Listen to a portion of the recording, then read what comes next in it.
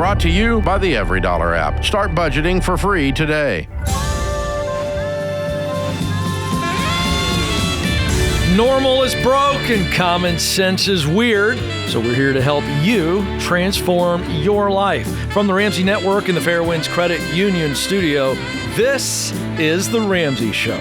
Alongside the fabulous Jade Warshaw, I'm Ken Coleman. The phone number to jump in today is 888-825-5225. 888-825-5225. Let's go. Grace is going to start us off in Asheville, North Carolina. Grace, how can we help today? Hi, Ken. Thanks so much for speaking with me today. Sure. My question is regarding my marriage and how to handle finances. I'm the saver in my marriage, whereas my husband's more of the free spirit. And although we make a really great income, I'm still having a really difficult time staying encouraged when his heart hasn't caught up to the sixth grade math, as you all have talked about. So my question is more about how to not be a controller or an enabler and continue being an encouraging wife when I just feel really let down. Like there's a lot of arguments. Oh, bless your heart. I love this. Okay, couple of questions. Are you in the baby steps? And if so, where? And then how long have you been trying to get this going? Great question. So we are in the baby steps. We do have an emergency fund of a little over $1,000, which I'd be happy for it just to be $1,000, but I'll just say that for now. Right. We do have a personal loan that's just left over on a truck that we bought, and we have a mortgage since we own our house. Okay. How much is the loan on the truck? The loan on the truck that we have left is just $1,975.69. So 19,000. 1,000. Oh, sorry, 1,975. I got it down in the penny. Who'd you borrow it from? A family member? No, we didn't. We had we actually got a loan from the bank, and then it's a long story, but that's just essentially what we have left on it. What is your income? So I make a base of 60 with an on-target earning of 90. Mm-hmm. And what about my husband is commission only. So that's part of the challenge, and he has been commission only since we got married. Okay, what's he make? He made over $150. Our first year of marriage is about $160 pre-tax, and he's on track, hopefully, to at least make $150 at this new position he has. He's been switching up quite a bit, but yeah. How long ago did you bring this whole Ramsey plan to him? Oh, immediately. No, how long ago? Well, we started talking about it when we were dating, especially when we got engaged. We started talking about the debt that he had. How many years? I'm doing all this. Sure. We've known each other for 3 years. We pretty much jumped into a relationship. We've been married for a little over a year and a half. Okay. And the reason I'm asking all this stuff is because for Jade and I to weigh in and try to help you on your core question, which is, I love the way you position it, by the way. How do I help his heart catch up to sixth grade math? And so what I'm trying to understand is he opposed to this plan, or is it just really, really hard for him to live by the plan? What's his response? I would definitely say the latter. Like, he'll say, I'm a Christian, I'm not a Ramseyan. Interesting. Because he thinks I'm so hardcore about it. But he also is aware of the fact that it's relative, right? So I come off very extreme to him, and he comes off very extreme to me. Got it. Yeah. Okay. I'll be honest. The fact that he's likening a money plan to a religion lets me know that it's coming across to him through you as quite extreme. Give me an example, give me a real-time example of a conversation that you've had where he was on one end and had one opinion and what it was, and you were on the other hand and had another opinion and what it was. Great question. So yesterday we were going over where we are for January. And for example, our grocery budget is $1,000 a month. For just the two of you? Yeah. No kids. Okay. We have no children. I think it's very reasonable. I said, what are your thoughts on all of this? And we got to the grocery category. He basically said, I see that we're at the upper 900s, like 990 something. I think that's to be expected.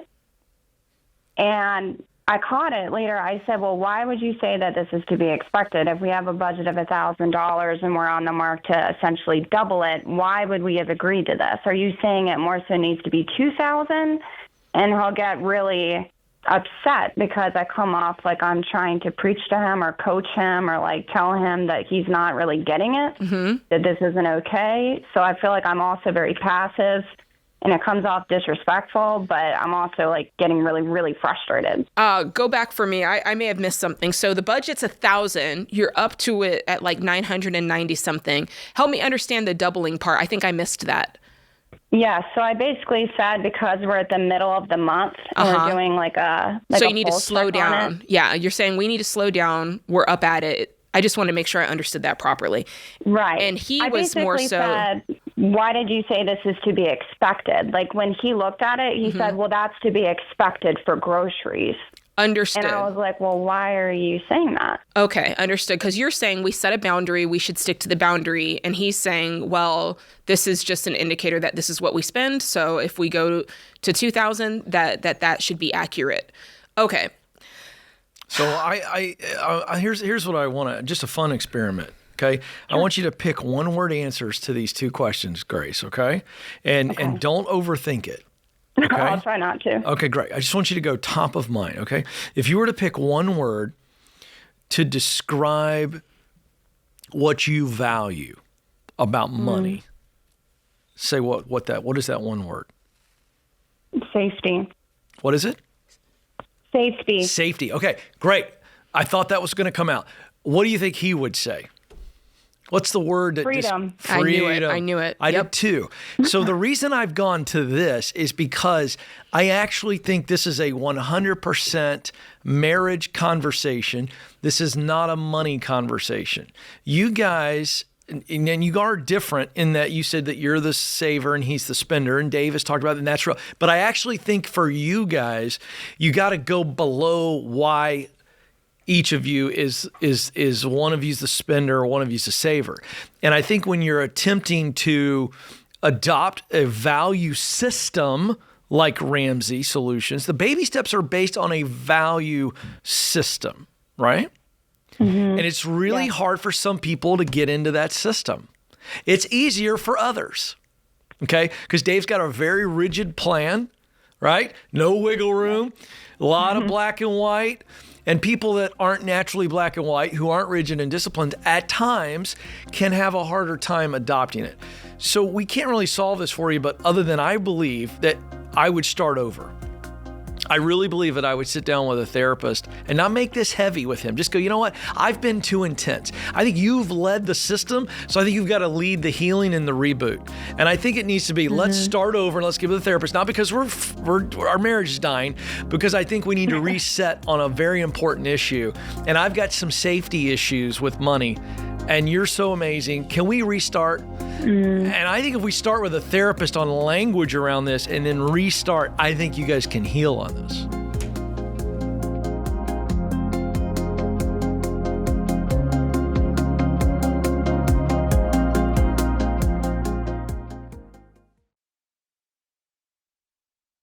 If debt collectors won't stop calling and you feel like you're drowning, you don't need another company selling debt relief dreams. You need real-world help, and that's why I recommend Guardian Litigation Group.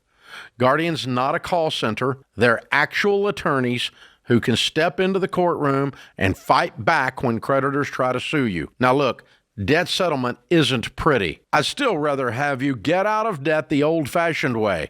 But if you're facing bankruptcy and need a way to stop the bleeding, Guardian gives you a path forward. And they don't charge a dime up front. Guardian's attorneys have helped over 55,000 people across the country settle more than $600 million in debt.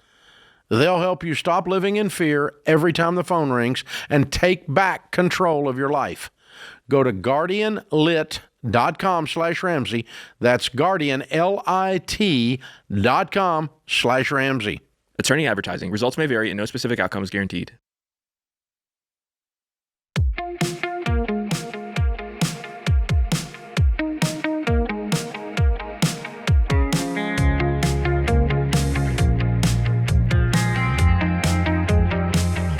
All right, let's go to John in Newark, New Jersey. John, how can we help today? Hi, Jade and Ken. Thank you so much for taking my call. Big fans. Oh, thank you. How can we help you? Yeah, so essentially, my wife and I are a single-income family. We have 2 babies, a 4-year-old, 2-year-old, and 1 due next month. And we recently started following the baby steps. And my question is regarding the size of our debt and when exactly should we start tackling this?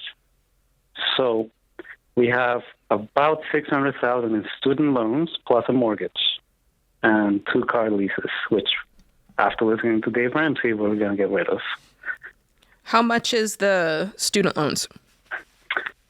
So $500,000 me, $100,000 for my wife. Oh, wow. Okay. And then tell me about the cars.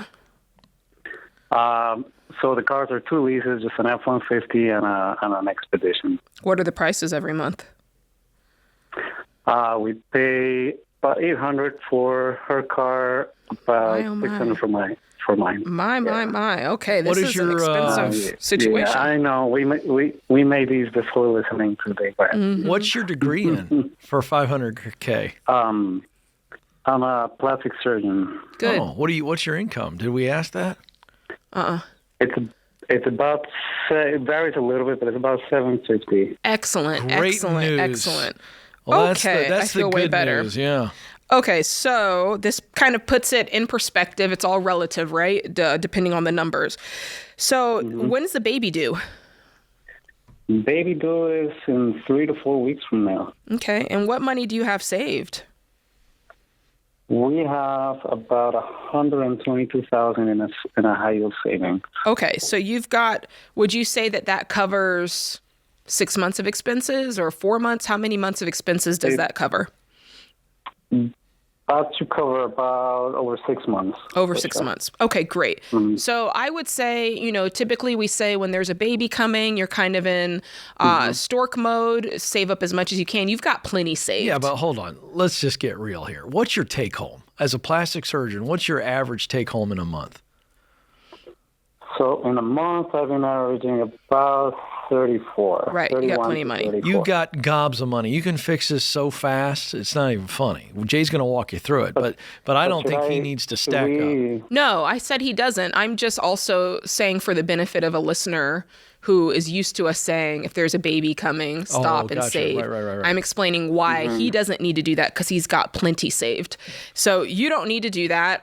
We normally would give that advice, but you've got plenty. And so I would go ahead and push play. Even if, by the way, even if there were some form of complications and your insurance kicked in and you hit your full deductible, even if you hit your out-of-pocket max for the year, you'd be fine. So that's why I think that you can go ahead and hit play on this. And if I were you, when do these leases, when are they up? So next year. Oh, can you find out what it is to get out of them early? Yeah, that's our plan. Our plan is to find out and get rid of them as fast as we can. Yeah, do that. There's no need in keeping this around any faster. I would take a little bit of the money of the $122,000 you have saved and buy some cash cars. And it's not going to be the be all end all. I'm not saying you have to spend $4,000, but I am saying it's probably going to be less than the cars you drive now just to get you something in cash. But don't drop that emergency fund below 6 months in order to do this. And then I would start getting cracking with the rest of that money once the baby is born. With the rest of that 6-month fund, I would come in and I would clear out one of these student loans. And you're going to drop that pretty low. I guess my wife and I worry is that given the size of our student loans, if we follow the baby steps, we will kind of burn through all our savings. Yeah. And be a little ways away from being able to pay them and being a single income family. Okay, so let me address that because I'm going to tell you straight up. I'll tell you the 100% truth. If you do it the way that I'm going to suggest, it's going to feel uncomfortable. because I want you to be debt free really, really fast, because I value the same thing you do, which is to get to security quickly, right? To your point, you're a one income family. You've got lots of kids. Right now, your house is on fire. You've got almost $700,000 of debt. So you got to clear it out. So I'm on your side in the way that I want to do it as quickly as possible. So if you take $122,000 and you pay off the $100,000 student loan, you clear out the mortgages, you spend $10,000 or $11,000 each on some knock around cars until this thing is cleared out. And then for, I don't know, a year, you guys live on $200,000 instead of $700,000. And you pay off the $500,000 student loan. I think that that's possible, because most people in the United States wish they had a $200,000 income. So if you live on $250 and use the other $500 to pay off the loans, you're done in a year. So pretty much live with a minimum or minimal emergency savings until those are done. Are you familiar with our baby steps? Yes, 100%. Yeah, so that means you have 1,000. Same baby step number 2. Yeah, but if you were to follow the baby steps the way we teach, you are emptying that savings account. Because here's the thing. Right. Let me hit you with this. Let's play it out. Let's say I tell you, hey, drop your savings down to $1,000 just to have a little cash there. Pay off the $100,000 student loan. Like I said, pay $10,000 or $11,000 each on some cars, and over the course of the year, spend $500,000 of your income to pay off this debt. If you have an emergency, what's the worst emergency you can think of? The roof blowing off your house? Right. I mean, something happening to me that I wouldn't be able to work. So that's a life insurance question. So we'll talk about that in a second. Yeah. But let's pretend a big gust of wind comes tomorrow.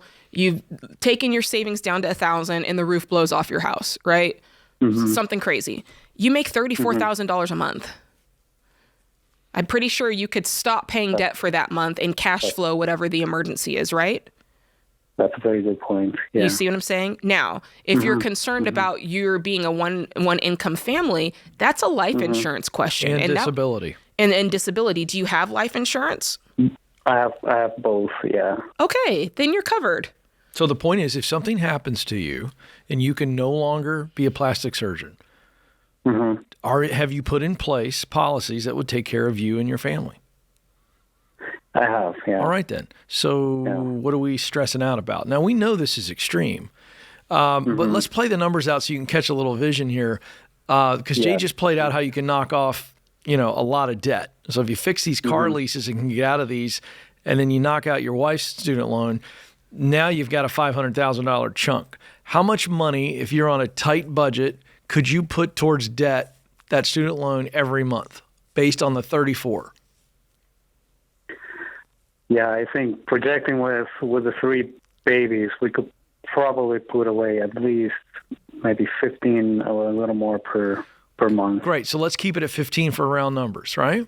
So you just do the math. 15,000 a month over the course of how many months knocks out the 500,000. I think it's really important that you have that in your head so that you go, okay, I've got to do this. It's not for 10 years. It's for, whatever that's going to end up being. I'm not that good at math. All right, 15 times 10 months, obviously, is 150,000. So we're looking at 3+ years at the 15,000. But that's just at that. But that's to say, you gave us an average month. So, how does a plastic surgeon go make more money? That would be the answer I'd be wanting to know. I don't know. That's not my world. But I bet there's a way. What do you have to do to make $1 million? Yeah, because taxes is eating up a lot of this. I know there's a lot of vain people. Yeah. My point is, and I was using very round numbers, 2 round probably, but my point is, the quicker you get this done, the quicker you can go back to living your plastic surgeon's lifestyle with the cars you want and the income you want and the savings that you want. But if you're trying to solve for security is best gotten quickly, not little by little, drip by drip over time. You want to get to that place of security fast, and ripping off the Band-Aid's the way to get that.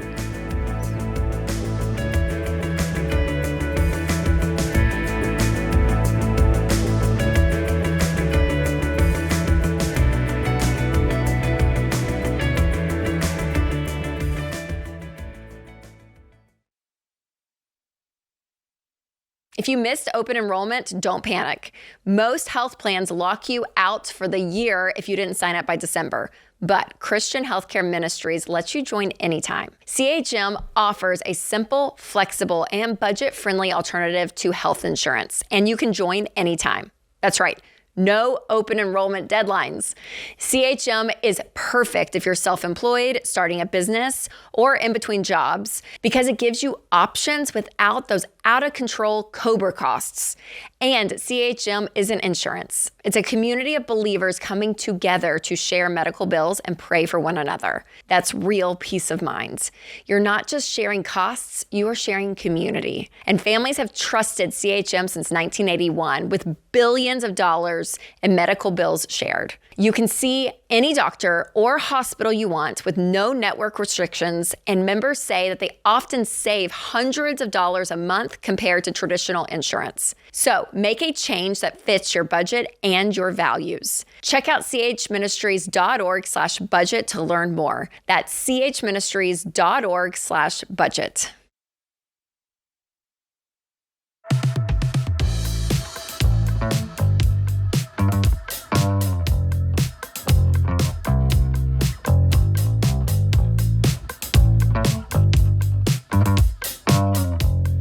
All right, let's go to Colin next in Salt Lake City. Colin, how can we help today? Hello, how are y'all doing today? Great. How are you, sir? I'm doing very well. I won't steal Dave's catchphrase. Go ahead. If it feels good, say it. We don't care. I'm doing better than I deserve. There it is. I knew you wanted to say it, so there you go. All right. It's true. Good. But anyway, my question today is I'm on baby step 2, and I keep getting into debt because of my poor spending habits, and that's what I want to fix. And so is it like we can get into where I'm at?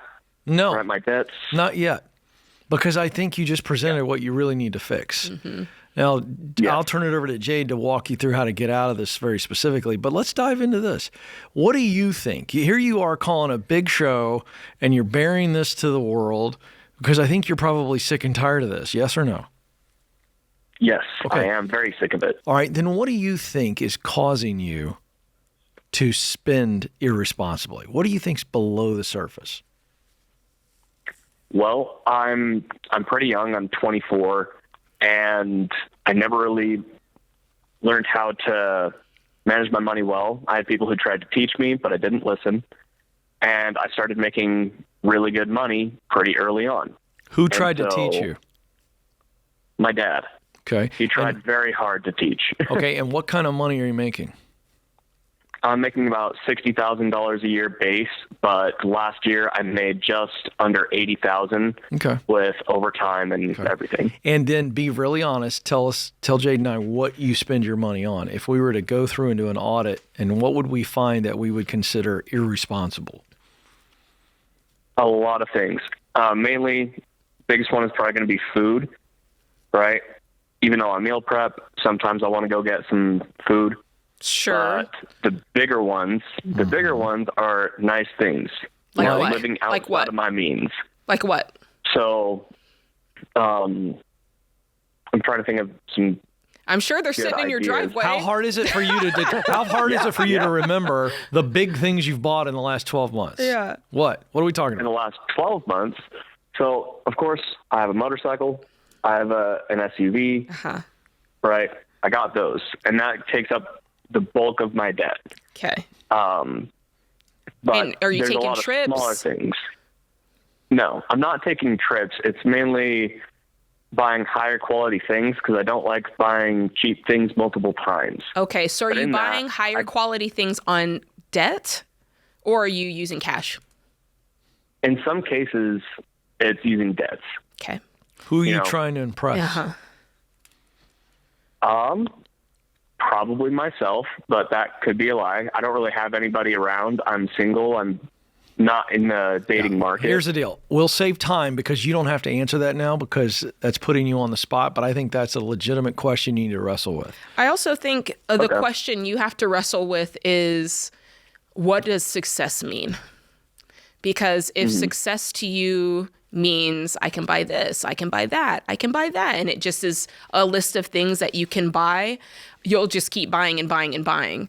But if success equals something a little more weighty, I think it could cause you to pull back on some of those purchases. So I think those are good questions to sit down and really think through is what does this mean to me? What am I trying to solve for here? Does that make sense? Does success mean I have an $80,000 vehicle, or does success mean I have options? Does success mean I can buy 3 motorcycles, or does success mean I have time freedom, right? How would you define a broke person? Do that for me. Somebody who's broke is probably, if they lose their job, they lose their livelihood, right? So not just the job itself, but I'm talking their car. They can't go to work. They can't make money, right? They might lose their house. You know, somebody who's kind of a slave to the debt. You're on path. So lender. That's the path you're on, is to be a guy who has a lot of stuff but is broke. Yeah, because there's plenty of people who make $40,000 a year, don't have debt, don't overspend, don't go into debt over things that they can't afford. And that person at this point is more successful financially than you are. Right? So I think it's really good to think about what Ken just said, to think about what I just said, because it's not a numbers problem, right? We can go through your numbers. We can show you that you've got margin. We can show you, and we can do that in this call. We can talk about paying off your debt. But this is kind of, this is a values question on who do you want to be with your money? What's important to you? What's actually going to give you meaning with your money? Because my guess is you're a hard worker. You're going to keep earning more and more and more. But stuff really does, when it just starts piling up, it starts to kind of lose its meaning. And I think that you're starting to sense that already, yeah? Yes. It's almost the instant gratification of buying things justifies my hard work. Yeah. Well, and let's maybe. Yeah. And it can. I'm not saying that it can't. I do think that when we work, you earn your paycheck, and you do you picture a lifestyle that goes along with the money that you earn. And I don't think there's anything wrong with that. I think it becomes a problem when we're willing to go into debt, because now it becomes a facade. Once you go into debt, it means you couldn't afford it. So it becomes, that's a fake level of success. Yeah. What if you because if you had told me before, Jade, I like high quality things, I would have said, yes, me too, Colin. If you had said, Jade, I just like spending money on nice dinners and nice clothes, and if I go on a date, I want to do it up, I would have said, me too, Colin. You lost me when you said you were going into debt to do it. You see what I'm saying? Yes. So that's the pullback right there. You, are you a country music fan by any chance? A little bit. I dabble. Yeah. I don't know if you've ever heard of the song Way Down Yonder on the Chattahoochee. Oh, way down yonder on the Chattahoochee. Never knew how much that muddy water meant to me. Thank you. There's a line in there that came up in my head. All right. Have you ever heard of the song, Colin? I haven't. Great. Doesn't matter. Man. Doesn't matter. Alan Jackson. Here's the point. Okay. There's a lyric that came up in my mind from that great song that reminds me of you. Okay. And I don't say this in an ugly way, so forget the whole country music thing. But there's a line that says, never had a plan, just living for the minute. Never had a plan, just living for the minute. I think that kind of defines you. I don't think there's some deep heaviness necessarily with you and money. I just think you're young and you want things in life. You want some finer things. You like the finer things. And I'll bet you that there's also a connection between your dad, what a good man he is, who tried to tell you about this, and I'll bet you, tell me if I'm right or wrong, that your dad's pretty darn frugal. True or false? Nowadays he is, after he made his mistakes and tried to get me to not make those mistakes. Yeah. So did he have a time in his life where he was buying lots of toys he couldn't afford? Oh, yes. Okay. So, hey, so listen, here's another thing. That runs in you. So all of this is awareness. All I'm doing is kind of helping you get aware to where you go, okay, now I've got to change my list. And I think this is a fun exercise for you. If I were coaching in your house, this is what I do.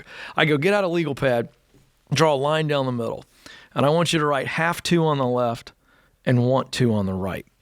Now, you have a very different have-to list at 25 than I do at 51. I got 3 kids, you know. got a wife. One's in college. I got 2 doodles. And so when my money comes in every month, I have a long have-to list. Yes, that's right. But I get great satisfaction, the same satisfaction that you just mentioned to Jade, I get from providing and taking care of my responsibilities. But my have-to list is where my priority is. And even now, and I make good money, all right? But I still have a have-to and a want-to. And my want-tos, Jade knows some of that list. There's some expensive toys out there that I want, but guess what? They come in second. That's right. To the have-tos. And I think for you to say, now, where do I want to be when I'm Ken's age? Unfortunately, I'm that old to where I can use that example. And that's 30 years from you, right? Where do you want to be? So now make your have-to list with your money every month based on where you want to end up in life. You're spending all your time in the want-to column, which is natural, so not beating up on you, but flip that mindset and watch the discipline come with it.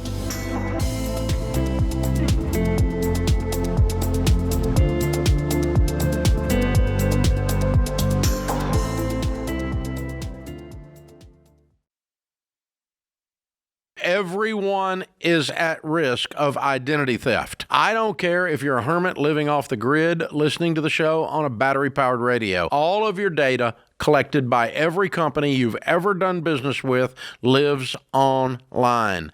Your bank, your doctor's office, retailers, the apps on your phone, the gas station where you have loyalty rewards, they all store your info online, making them ripe for a cyber attack or data breach. And no matter how careful we are, once thieves hack a company, they've got that data forever, meaning you could be victimized at any moment. That's why I've been telling people for almost 20 years they need an ID theft protection plan, and the only one I've ever recommended is from Xander Insurance. They monitor your personal and financial info, even your home title, and take over all the work if you become a victim. It's the most thorough and affordable plan out there. I even have it for my family and our entire team at Ramsey. Visit Xander.com or call 800-356-4282.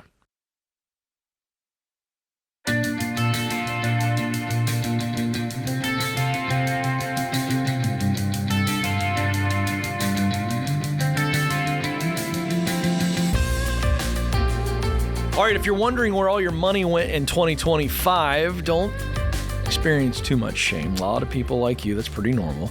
And normal's broke, so this year can be different, right?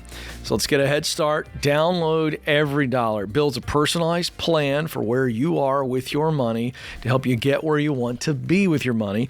And we have coaching and a personalized plan. It's like being on the air with us, except there's no time limits. Really going to help you beat debt and build wealth. And we have found that when people are answering just a few questions that they get prompted with, that you're going to find thousands of dollars in savings on average in just the first 15 minutes. And you get the same great budgeting features. So the new Every Dollar, it's unbelievable. Start it for free right now in the App Store or Google Play. All right, let's go to Russell, who joins us in Colorado Springs. Russell, how can we help today? Hello, thank you. My wife and I just wanted to get some advice on whether we need to sell our home or take one of our refinancing quotes we've recently received. Okay, run us through the numbers. All right. We make about $9,000 monthly, but our current mortgage is $3,250. Okay. And then our utilities are usually $300. And then we also have a minivan that has $8,500 left that we've been putting $600 to every month. Okay. Minivan. And so tell me about the refi offers. Tell me about your current interest rate and what the refis are. Yep. So current interest rate is 6.25. Mm-hmm. And the best that I could get was actually Churchill Mortgage, who gave me 5.25 right now. And it would save us $320 a month. Okay, which doesn't solve your problem per se. Yeah. You're about $1,000 off from where you want to be. You want to be about $2,250. Is there a light at the end of that tunnel? Because so far the savings is not enough for me to be like, woohoo, go do it. I'd be looking at some other things in your life that could shift to bring in a little bit more cash. Is there something there on the career front? We are active duty military, so we could move on base, which with utilities and rent would only cost $2,300. Okay, great. But then we'd have to sell the home, and that's what we're worried about. Well, let's walk through that for a minute. When will you be transferring anytime soon? Do you have a kind of a scheduled move, as a lot of military folks do? Yeah, in the next 2 years, there's a chance we can move. Well, there you go, Jade. That is good. How big of a chance that you'll move? We could stay here. We're in the Space Force, so we could stay, but we could also choose to move. It's not as big of a deal. Okay. Do you think you would choose to move, or would you choose to stay? I think it depends on which house we are in. Ah, okay. So let's then go back, before we tackle this house, go back and tell me about the other debt. You said there was a minivan. Did I hear that right? Yes. Tell me what else. Yep, and that's it. How much is it again? It is currently $8,500. Okay, $8,500. And there's no other debt besides that? No. And how much is that monthly payment? You probably already said it, but... It's only $240, but we've been paying $600. You've been paying $600. We wanted to pay it off, but I was worried about the government shutdown. So that isn't going to happen now. Got it. So if you moved on base, you'd save the $1,000, it'd get everything right side up. But if you lived in the base housing, you would not want to stay there long term. Potentially, yes. And but I think that's the bigger worry for us is that we owe $462 on our house. And our brother told us it'd probably be $450. Yeah. Okay. I think moving on base, this is very black and white to me. So I'm sitting there looking at, if I were in your shoes, you guys got way too much house, and your income is capped, right? There's no income fix on this because of your military role, and there is also let's call it 50-50 chance that you're going to move. If you did that, we always give advice to folks in the military, don't become a long range landlord. For sure. So because of all of this... I'm just I want him to be right side up on that house a little bit, because you said you owe $462 and it's worth $450. But he can't, there's no way to, unless you can find a way to solve that, I don't think that's solvable, but I'd rather take that hit and get into to cut their expenses and get in the base housing. I just think this house was a bad idea, and I think I would go on base, reset, and get your financial house in order. You can always buy another house, but because you're in the military anyway... That's an option. I'm not saying it's... Yeah, you can have a different piece of advice. I just don't know how you fix being upside down in the house. Well, let's lay out time. So let's lay out both options. So Ken, option number one is go ahead and sell the house, take the loss, move into base housing, save yourself $1,000 a month, and then you'll have freed up money to pay off the $8,500. Another option is, can your wife work? Can your wife make $1,000 a month? She stays at home and homeschools, so we don't really want her to. Yes. The answer to that is yes. Right. She can make $1,000 a month. The kids aren't in school 24 hours a day. Right. That's option two. Option two is wife makes it a point to say, I'm going to try to make between $900 to $1,000 a month. Suddenly, there's no more squeeze on the income. You're right at the 25% point, which is where you want to be. And then your only debt's $8,500 on the van. That's your only debt. And then suddenly you pay that off. You've got $600 a month back in your pocket. The mortgage is in the rightful spot. And you can ride that house out until it's time to move. And then when the option to move comes, if you want to move, you can. If you don't want to move, you can stay there. And hopefully by then, after those 2 years, you're back right side up on this house and the market has done you well. So that's option two. Neither of these are wrong nor right. They're just what you think is best. Would you agree with that, Ken? Or do you think No, I think if they're comfortable as a couple with her committing to make that kind of money, but that's not a lifestyle choice they've chosen. So now I look at that and I go, by the way, I 100% agree that is a viable option. But I still think they have too much house. If she has to do that for you all to sneak underneath where you need to be, it's too much house. Well, yeah, it is. But at the same time, I'm getting thumbs up from the audience. That's all I'm saying. Thumbs up from the audience out there. No, it's too only much from house. that kid. No, from this lady right here. Oh, there's a guy right there that's frowning at me. Yeah, I think not, because if it would be I don't one know why thing, you're frowning. I haven't given them a viable option here. It'd be It's one based thing on if their they lifestyle. both worked. If they both worked and it was still. Yeah. But they're really squeaking by. It's right there. That's my point. They're squeaking by because of the house. Yes. No. I'm saying squeaking by on the percentage. And I'm saying moving, especially while like both upside down, is a big deal. So I would tend to err towards option 2. That's just what I would do. I'll go with 2 to make you and the guy in the lobby happy. No, but here's the deal. Stick to your gun. Here's why I'm saying this. They're also in the military. Yeah, they're going to move anyway. If they were in this place long term, I would have sided with the option 1. I just think because they're not there long term, probably, then I think you got to look at that. But again, if they decide to stay there. Think how much they're going to lose on their upside down. They don't have that cash. That's going to create more debt for them. Again, I'm sticking to getting out of debt, and you got to choose your pain, choose your heart. So there you go. Listen, I don't need to be right. No, I gave him another option. I know. I want to know what he's going to choose. Well, a lot of it has to do with the wife. Yeah. I think in today's digital world where you can hop on the internet, you can sell anything, you can tutor. I mean, she's a teacher. Maybe she tutors some kids in the area. There's a lot you can do to make $1,000 pretty quickly. I so am in agreement with yours as an option that she could make more than $1,000. But you're right. They might decide it's not a value for them. Yeah, but you're right. There's no question they can right side from an income if she's working. You're saying it's all values. Again, you know me. I come down to it's always a Ramsey principle first, but then we got to look at the practicality of the relationship. Yeah. So there are cases where there's multiple options to achieve the principle. So how will they pay off the upside down? Selling stuff, she's working, doing other things, but they're out of that house. That's another principle, though. But they're out of the house. That's true. That's why I like both options. Yeah, they're both good. Call us back and tell us what you do. Yeah, either way though, it's right. You got to choose your heart choose. Because you're in a situation you shouldn't be in. So that's the moral of the story there. Hey, thanks for the call. I appreciate you all serving our country. You're a great American.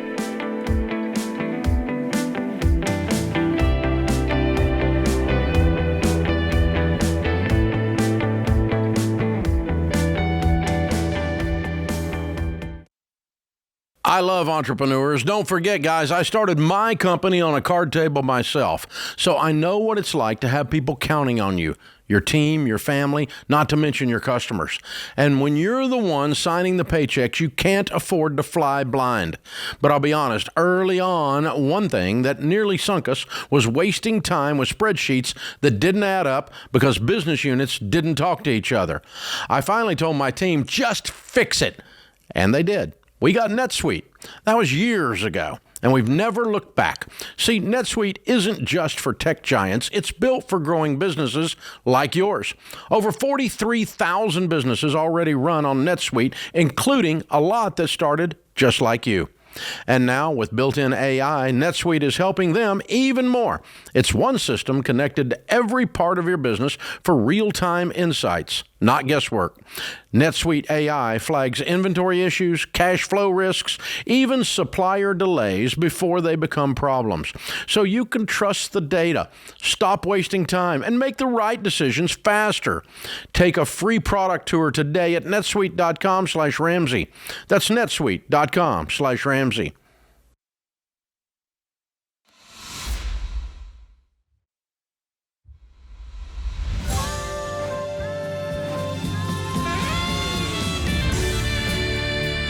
Welcome back to the Ramsey Show in the Fairwinds Credit Union Studio. I'm Ken Coleman. Jade Warshaw is alongside, and we go to Michael, who's joining us in Las Vegas. Michael, how can we help today? Hey, so I was discussing with my wife some payments we're making and different things, and kind of getting things planned out for the near future.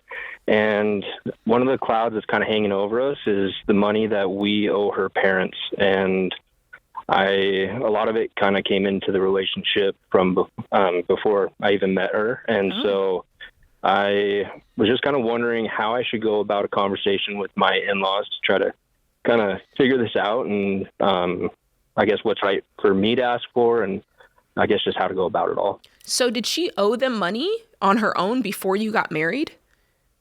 Yes. So roughly a decade ago, she started college, and they pretty much just gave her a blank check and told her, I mean, I'm still kind of cloudy on the conversations that did happen, and I've never been involved in any of them since. Okay. And so they basically wrote her a blank check, and then took out some student loans in her name as well. And we're paying off the student loans. We should have that paid off by the end of the year. We're, being really diligent with that. How much were they? The student loan is about $22,000. Okay. And how much was the blank check for? That's where, based on the ledger I've seen, it's about $46,000. Okay. And what did that money go towards? Just life? Yeah, Living? it was living expenses, college. There were things on there like one of the most noticeable for me was Amazon fake plants for $29.95. Okay. And so just a lot of little knick-knack stuff. I want to rewind to the start of your question here, because the way I heard it, you were asking us, how do I go about how do you go about talking to her parents about money they loaned her? I want to make sure I hear it right. Is that what I heard? Yes, that's correct. So you and your wife have talked about this, and you two, or you nominated yourself as the spokesperson. Well, I want to know what's behind this. I'm going somewhere with this. Okay. We have just been making plans on getting those student loans paid off, and then after that, we're kind of making plans on what to do with that money, and kind of made my wife uneasy because she wanted to really kind of tackle what she owes her parents, but then she also isn't, up to date on everything, and we've talked about it, and she's agreed to have a conversation with her parents, and I think I'm kind of spearheading this, and I really just want to make sure. So the both of you are planning to sit down with the parents, and this wasn't clear to me either, so this is why the follow-up. What is the goal of you all sitting down with the parents? I'm wondering the same thing. Okay, good. I want to know, I guess, what they really expect. The money?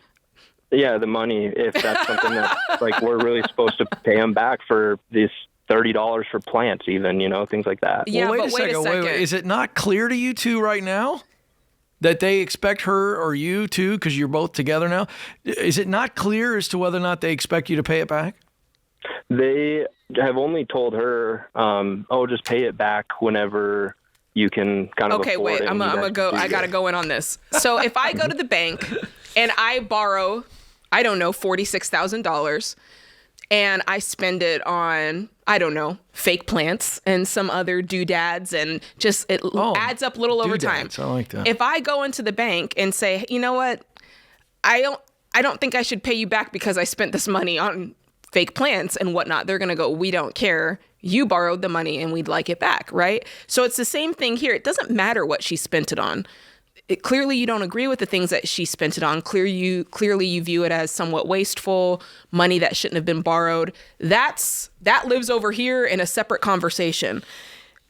I think it's really, really a wrong move. This is why you called, so I'll just get this out of the way. I think it's a bad idea for you and your wife to sit down and put that in their lap. Yeah, I think if I borrowed money from somebody, I got to pay it back. Mm-hmm. And I don't go down and go, now, hey, how much of this do you really want back? That is so passive aggressive. It's not good for the relationship. And I will also tell you, as a guy who's been married 28 years and I love my in-laws, ain't no chance I'm getting involved in that conversation. Way. That's between your wife and her parents. Michael's conversation, the person he's really got beef with is his wife. I agree. That's the conversation. I agree. You've got to let her know, or maybe don't let her know, but you reconcile, like, man, I'm struggling that I got brought in on this debt. It is for fake plants. It's just, babe, I'm willing to pay it all back as your husband, but I've booked a tea time while you're talking to your parents. Let me know how it goes. I'm not getting involved in that. I'm really not, other than to say, we owe this to your parents. Now, if you want to go try to read new terms, I just don't think that's a good move. Do you? No, I would not touch that with a 10-foot pole. That's going to make Thanksgiving real tasty. I think you two, now this would be my advice if you and your wife were in the room with us right now, I'd go, hey, don't do that. Yeah. Just own it and pay it back. I think you're going to sleep better, don't you? I think so too. I think the heart, like again, I just said, this happened before Michael was involved. And he's like, Cher, if he could turn back time, he never would have even done this. And yet here it is, like John would say, not by his hand, but in his lap. So he's just struggling with dealing with this. And I feel for you. Yeah, I do too. It's tough. It's tough to take on debt from, a spouse who's bringing it into the relationship when you don't agree with what the debt was used for. So Michael, I'm only following up here because we've hit you with a lot and we're both on the same page here. Where do you think your wife is with this response that you called the show and we gave you that? Where do you think she sits with all this? I think she probably agrees with it. Okay, great. But I think I see the pain that this kind of causes her too. So, well, let me reframe that. The only pain your wife should feel around this is the pain of paying the money back because you got to sacrifice. Yeah, right. I don't think there needs to be, I think you should come away with this going, when I make this right, I am in good standing as a daughter. I have fulfilled my commitment to my parents. There shouldn't be any pain. In fact, there ought to be an emotional joy to go, I did what was right. Mm-hmm, the only pain is the sacrifice we teach every day on this show anyway, which is continue to walk the baby steps out. Mm-hmm. I don't see any pain. Am I missing something? No, I think just that guilt that she has for, lack of financial education and stability. And well, we've all done dumb. You've heard Dave say it a million times. We've all done dumb and stupid with money. No shame. And the best way to get rid of that guilt, Jade, give you the final word on that. You write a lot about money and emotions. I do. And matter of fact, I'm going to have Christian pick up and send you a copy of What No One Tells You About Money, because what I think will really help you guys, one of the ways to deal with guilt and shame is to set boundaries. And I think you both need to do that. It's very easy for us to set boundaries for other people, but you both need to say, you know what? We know the information. We know what happened. It's done. We don't need to keep rehashing it. We don't need to keep bringing it up. We're paying it, and that's that on that. And set a boundary that says we don't talk about this in that way anymore. Of this thing you did, this thing you did. She doesn't get to do it. You don't get to do it. It's over. We pay it. We move on. We're not going to keep bashing ourselves over the head with it.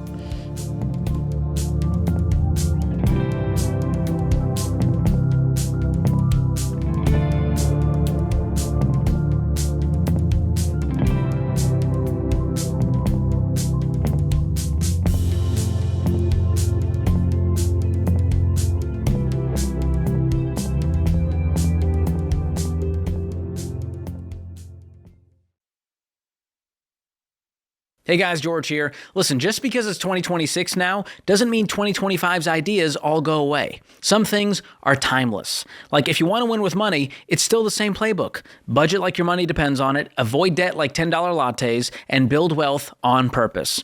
But here's the truth almost nobody tells you. Most banks make money when you lose yours. They want you swiping, overdrafting, and racking up fees because that's how they stay rich while you stay broke. And that's why I tell people to go with Fairwinds Credit Union instead. They actually want you to win with money and become debt-free. And their Smart Bundle gives you a no-fee checking account, a high-yield savings account, and my favorite, the new Ramsey branded debit card that says debt is normal, be weird, right on the front. It's not just a piece of plastic with your money attached. It is a declaration. It says you're not buying the lie anymore. You're taking control of your money for real. So this year, forget the gimmicks from the big banks, forget so-called rewards that keep you broke, and instead, partner with a credit union that actually backs you working the baby steps. Go to fairwinds.org/Ramsey to get started. That's fairwinds.org/Ramsey. Insured by the NCUA.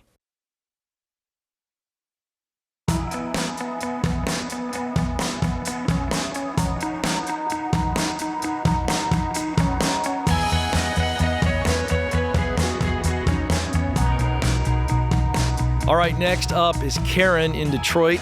Karen, how can we help? Hi. My daughter is getting married pretty soon, and about 5 years ago, her sister got married, and my husband and I offered them $20,000 to cover wedding expenses, and that worked out well. and we've done the same with this daughter. But she and her fiance are very frugal, and they would like to just spend $6,000 or $8,000 on their wedding, and have asked us if they could use the rest for other costs, future house down payment or something like that. And it's great that they're frugal. We appreciate that. But we have some real concerns about not enough food, not enough seating, too small of they're cutting corners so much that we feel it will be a regret. It'll be what? In the future. That they will regret it in the future. Okay. I got to jump right in here and let's lean in on this. So you and your husband feel this way. Have you brought up those concerns to them specifically? We have. And what was their response?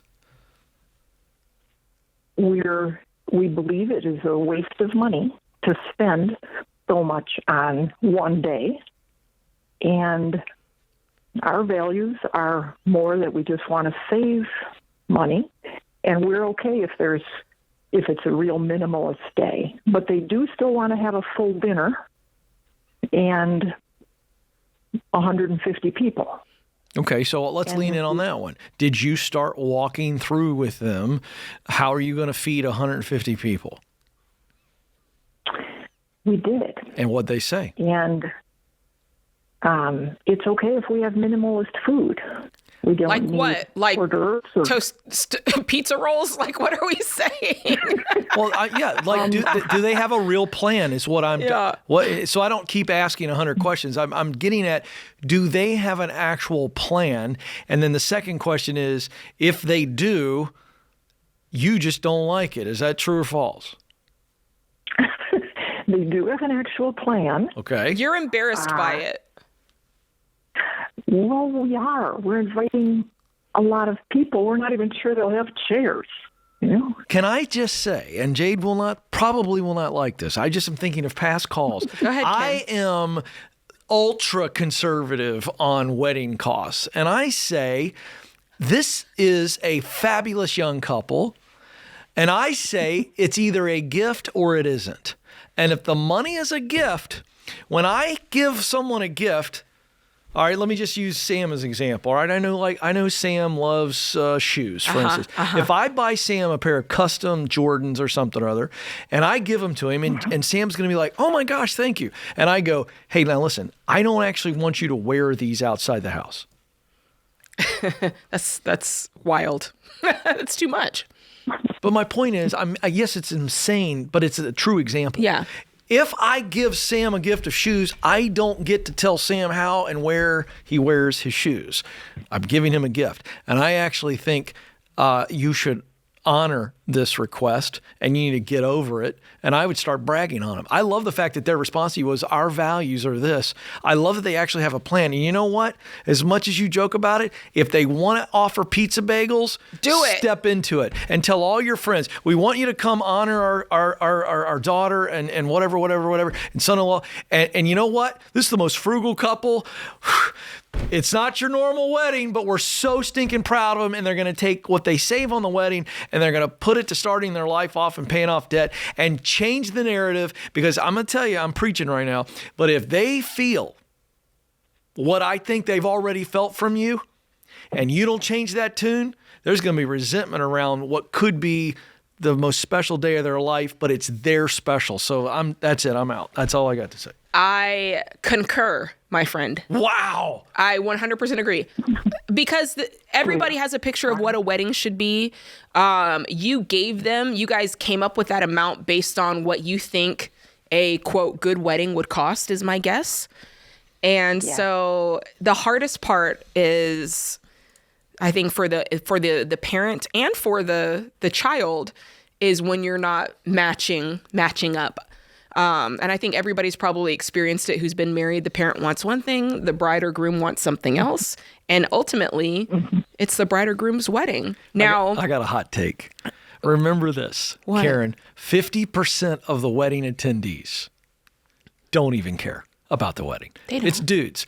Any dude that's going to that wedding is going because his wife wants him to be there, and we don't care if there's. They probably like the pizza rolls. You could hand out peanuts. Yeah. Guys don't care. Only people that really care about all that are women at the wedding. Guys have to have good food. What's that? Guys have to have good food, don't they? No. I mean, they'd be okay with pizza rolls and beer. Are you? Yeah. Are you kidding me? This guy in the audience is shaking his head yes. No, I'm serious. Like the average guy, I'm trying to, and I'm not trying to be funny. I'm actually being real. The average guy that you will invite to this wedding is only coming because of the social pressure to come. They would much rather send their wife and stay home and watch football. And so they're there because they have to be there. They don't want to dress up. I think most people fall into that camp, let's be honest. Okay, see, I wasn't going to speak on behalf of women because I don't know. I assume women love the pageantry and all the things.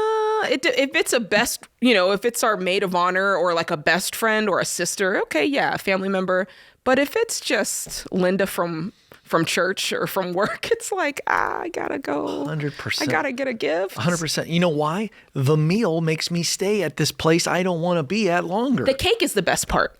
If you have a good cake, you're fine. I don't even care. I go buy cake. If I want to buy cake, I can buy cake. People stay for the cake. I have made enough money in my life to buy cake whenever I want to.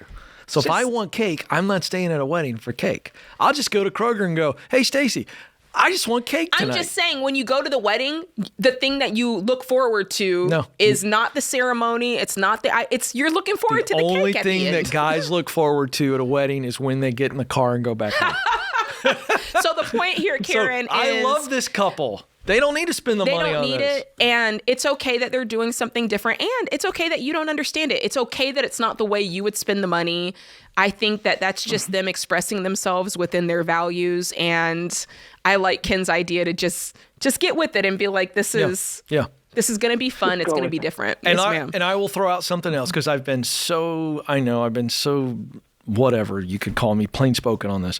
If you guys want to do something for your closest of friends, then you all go rent yourself a country club room that you can afford, and you do a special fancy something or other for those people. If you really want something that's super impressive, makes you feel good. But the bride and groom probably wouldn't like that because that's not how they get down. But Karen didn't call about them. She called about her. Right. We've but established that. If the tables were turned, and I'm just going to put me in Karen's spot, if I was getting money from my in-laws or my parents, and they said, here's $20,000. We said, we're going to spend it like this.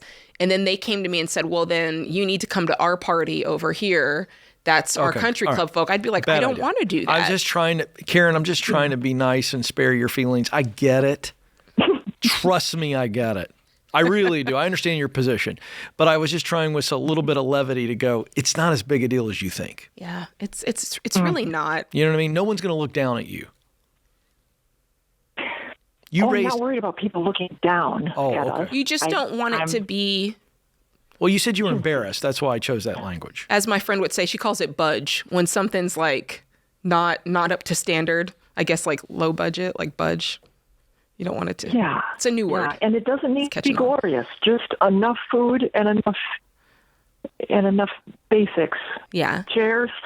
You're just trying to keep like basic etiquette, like etiquette level. Exactly. I got it. So you might read the room a little bit and ask questions instead of making statements. Maybe you say, oh, if you do that, will there be seating for everybody? Or are you expecting, like, are these standing? Just ask questions and then maybe offer suggestions in the form of a question. I wonder if they had a way where you could have like, and just be very light. It's just like you're like the breeze and you mention it and you move on. You don't harp on it.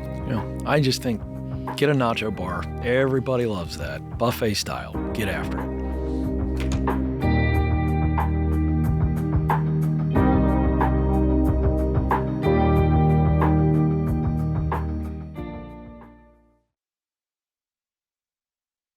When you've saved up and paid cash for a reliable used car, you want that thing to last. And the best way to keep it running for the long haul is to take care of it with people you trust. That's why I'm proud to welcome Christian Brothers Automotive as the official auto repair partner of The Ramsey Show. At Christian Brothers, they treat you like family. You'll get digital vehicle inspections so you can see exactly what your technician sees, a complimentary shuttle to keep you moving, and every repair is backed by their nationwide Nice Difference warranty. They've even been ranked #1 by J.D. Power for customer satisfaction among aftermarket full-service maintenance and repair providers 6 years in a row. Visit jdpower.com/awards for the details. So if you want your paid-for car to keep going and going, trust Christian Brothers Automotive. Visit cbac.com/Ramsey to find your local shop and get an exclusive Ramsey discount of 10% off your visit. 10% off, up to a $250 value. See store for details.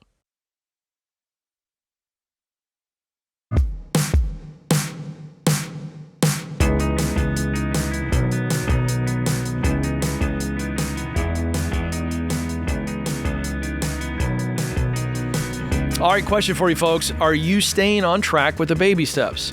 We'd love for you to take a quiz to check your progress. Now, this isn't to, slap you on the hand, but it's a good reminder of where you are in the process, where your momentum is. And we humans, we need to track our progress. That's why Dave's baby steps have been so monumentally effective, is because of the nature of the stages and staying with it. So if you take our quick quiz, you can check your progress and get a personalized plan to keep you on track or get you back on track. And it only takes just a few minutes. So head to RamseySolutions.com or click on the link in the show notes to complete the Get Started assessment. That's what it's called, the Get Started. If you're new to the show, this is also a great thing to do as well. Now you're chuckling over there. We humans. We humans. That was funny? It was. Okay, good. I like that. I like the free laugh. That's great. Let's go to Jennifer in Asheville, North Carolina. Jennifer, how can we help? Hi. Well, thanks for letting me come on your show and ask this. So we just got our January insurance bill. And apparently last year we made too much and we have lost our subsidy. Mm-hmm. So we are now going to be paying triple what we did the previous year. And It's going to come out to be about $29,000 a year. So we're not in any debt. We own our home. Everything's paid for. But that's still a lot of money to just check. I mean, we're all blessed. We're a very healthy family. So we go for our checkups and all that. And so we talked about maybe like just putting $29,000 in an account for an emergency, but then there's always like, well, the what if, something substantial happened and worrying about that. So we just kind of wanted to know, like, if there were other options out there, because.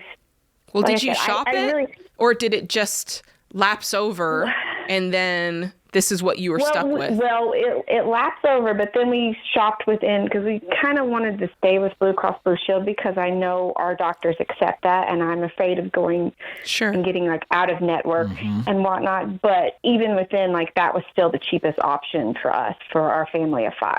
Yeah. Well, I will say when you are independently getting insurance, it's expensive. It is. That's just part of it. And that plus insurance right now in general is expensive. It's gone up substantially. So your options are to try to see what else is out there. But if you've decided that Blue Cross Blue Shield is what I want because it's in our network and it has the doctors we want, then there's part of that you may have to own. Now, let me find out, can this fit in your budget? Like, what does this mean for your budget? That's the biggest question.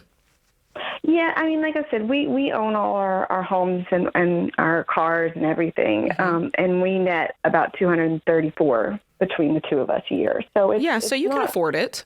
Yes, it's just a pain in the butt. If we don't use it, and I'm glad we don't use it. I'm not saying I hope we spend all that money and make it worth our while, but it bothers me so bad that I feel like we're just flushing that money pretty much down the drain. Yeah, well, you're not. It's both, right? Let's just say both sides of it. Our insurance system is broken, right? Healthcare system is broken, so it's way too expensive. There is that, and I agree with you on that. But then there's a part of it that insurance, it's insurance. So it's there when you need it. And the hope is that really that you don't really ever need it for its full value. That's the whole point. Right. And that's just kind of an acceptance thing at that point, is I kind of just have to accept that until I'm at the point of wealth where I can self-insure, I need this. And here's what I had to do. And I know that this is it's a big mind thing, but you have to train your mind to say it's a blessing that I can afford to have the insurance that I want and need, versus I can't believe I have to pay this. I had to do that. It's like taxes. It's like, I can't believe I have to pay these taxes. But then you go, well, I'm so grateful I have the income, right? It's that whole push and pull. I'm not saying that it's easy, but it's a good mental flip. Ken, what you got? Health Trust Financial. Want to mention them. They are partners of the Ramsey Show, health insurance broker. So what I love about them is they're going to go out and search and try to find the best deals. So I will make sure you get connected to them. Christian will connect you, make sure that you get there. But Health Trust Financial is the organization. We believe in them, and I think they are worth calling so that you can shop around and let's see if you can get a better deal. Don't just assume that you're stuck. But do know that it is going to be expensive. Other companies, it wouldn't just be That's gotcha. right. Yeah. So you've got to be open to just tell them you're a Ramsey Show listener. They're going to take really good care of you. Great organization. Yeah. So, and then look at your options. But I know that's like, and again, I heard you, and that's why talking to them, you're going to get to walk through all of the, will we lose our doctors? Do we have to change it? I know how important that is. So they'll take good care of you. Okay, that's good to know. Well, thank you for reassuring me that we shouldn't just go out, because, like I said, we talked about just opening an account and putting the money in that, but then that scares me. So with five kids, that's a big risk. Well, it's 3 kids. Oh, family of 5. Yeah, but still. Yeah. Jennifer just had an episode. 5? What? Yeah. Unless you know something I don't. Yeah. Oh no. No, I don't know anything. No, we don't know anything. And I'm not saying this to be scary. I'm just saying I would not do what you were saying about opening an account and just putting money, because listen, if somebody runs into you on the street and everybody's in the car, that there's medical bills. Do you see what I'm saying? Right. And $10,000 or $20,000 in an account is not going to help you. It's not going to cover that. Okay. So just what did the signs used to say? Keep calm and pay your premium. Keep calm and pay your premium, because you need it. Yeah. Thanks for the call. I just need somebody to talk me down off of that ledge. So you're going to be okay. But again, I mean, your first call is hang up and call our friends at Health Trust. So they will be a good resource for you. And remember, when you have situations like this, options. Find every option possible.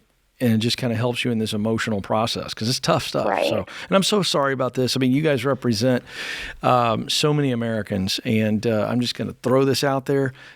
We, the people, need to start throwing these bums out at the election dates, because this is something that Congress can fix. They can fix it, and they got to fix it. It's unbelievable. It's real. I mean, healthcare is not a luxury. You know what I mean? It should be just a basic kind of right that we all have. And those companies got plenty of money, so needs to be fixed. We need reform. All right, let's go to Matt in Washington D.C. Matt, how can we help? Hi, thanks for taking my call. Sure. So my wife and I are working on baby steps 4, 5, and 6. We're currently contributing 15% of our income to our Roth retirements, our 529s, and we're putting any extra income on our mortgage. The more I listen, the more I learn about mutual funds and it being a big topic on the show. So I was thinking of changing how we're paying off our mortgage and only making the minimum payment and open an investment account to deposit all of our extra income in to take advantage of the mutual fund growing at a higher rate of return. And when that mutual fund would hit our mortgage payoff value, to cash that out and do one lump sum payoff. I was just curious of your thoughts on utilizing an investment account like that as a tool to pay off a mortgage for baby step 6. Listen, there are worse things you could do. That's for sure. And I want you to hear that. I'm going to give you the answer that I think is the best answer, but I want you to hear that what you're talking about is not a bad idea by any stretch of the imagination, especially if your horizon for doing this is beyond 5 years. It's not a bad idea. My only caveat for this is sometimes when money is sitting, other things come up, Ken, that might give us a reason to pull it out. So for instance, the idea of if you have the money in your hand every month to double the payment or whatever that amount is, going ahead and putting it on your mortgage so that it's done, the action is finished, is a good thing versus having a stack of money in a brokerage where, I don't know, maybe a trip to Turks and Caicos comes up and it just sounds so good. And you're like, well, we do have the $12,000 sitting there.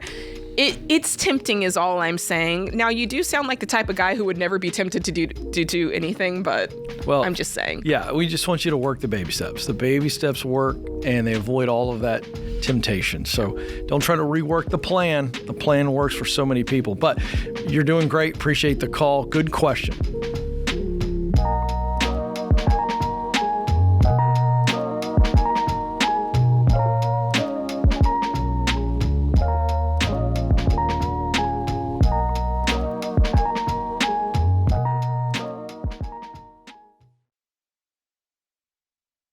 With interest rates finally dropping, now could be the window you've been waiting for to buy a home or refinance.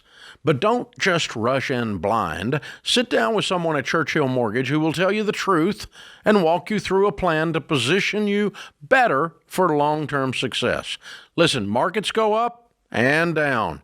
That's nothing new. But the fact remains, building equity through home ownership is still one of the best ways for Americans to create safety and security in their lives. That's why I've recommended Churchill for decades. Their team of trusted advisors helps you build a simple, clear plan to buy or refinance a home the smart way. So don't let the market or headlines or experts on the internet tell you when you're ready to buy or refinance a home. You can decide that with guidance from a team who actually cares about your future. Go to ChurchillMortgage.com today and start your plan. This is a paid advertisement. NMLS ID 1591. NMLSConsumerAccess.org. Equal Housing Lender.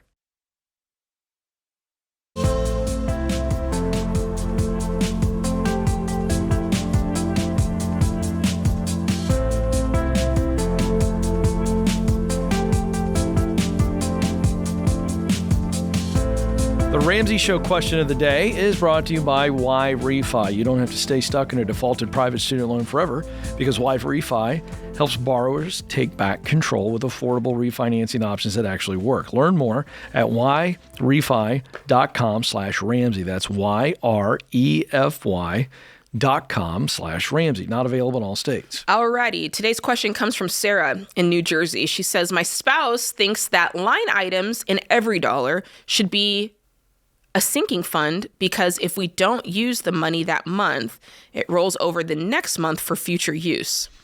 Okay. This includes things such as utilities, insurance, food, and spending. I've tried to explain to him that some things can be a sinking fund, such as HVAC replacement, vacations, or savings for a vehicle, but normally monthly bills are not. Can you explain the difference for him? Yes.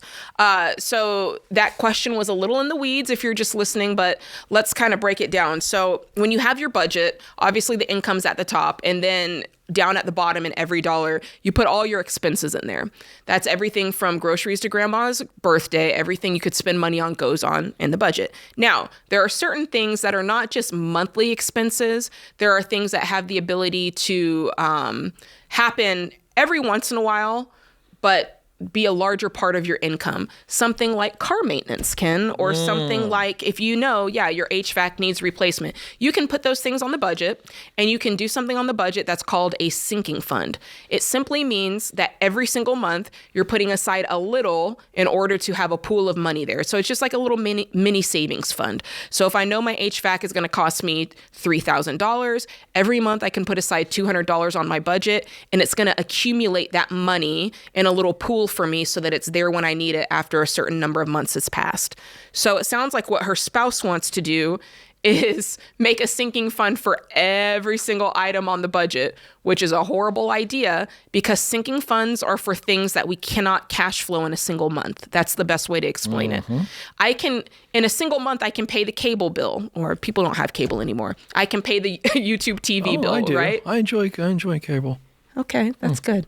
Sports channels. DirecTV, you keep that. All right. In a single month, Ken can pay his DirecTV bill. I can pay my YouTube TV bill. We don't need to set aside a little each month to pay that. That's very confusing. It creates a lot of issues. So, Sarah, you are correct.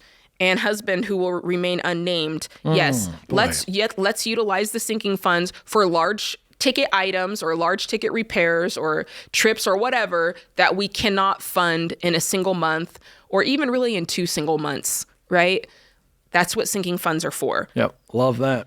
All right, let's go to Al, who joins us in Washington, D.C. Al, how can we help? Hello, thanks for taking my call. So the reason I'm calling is I'm married. I'm 31 years old. My wife is 30. We're finally thinking about having our first baby this year. Hopefully, pray to God that it happens. So with that, I'm always been kind of financially savvy. I've always maxed out my TSP, maxed out Roth, IRA. My wife is maxing the same thing. So we're in pretty good shape. I'm of the mindset of, since we're planning to have a kid, of maybe insuring myself with either term or whole life insurance. I'm more inclined towards whole life insurance.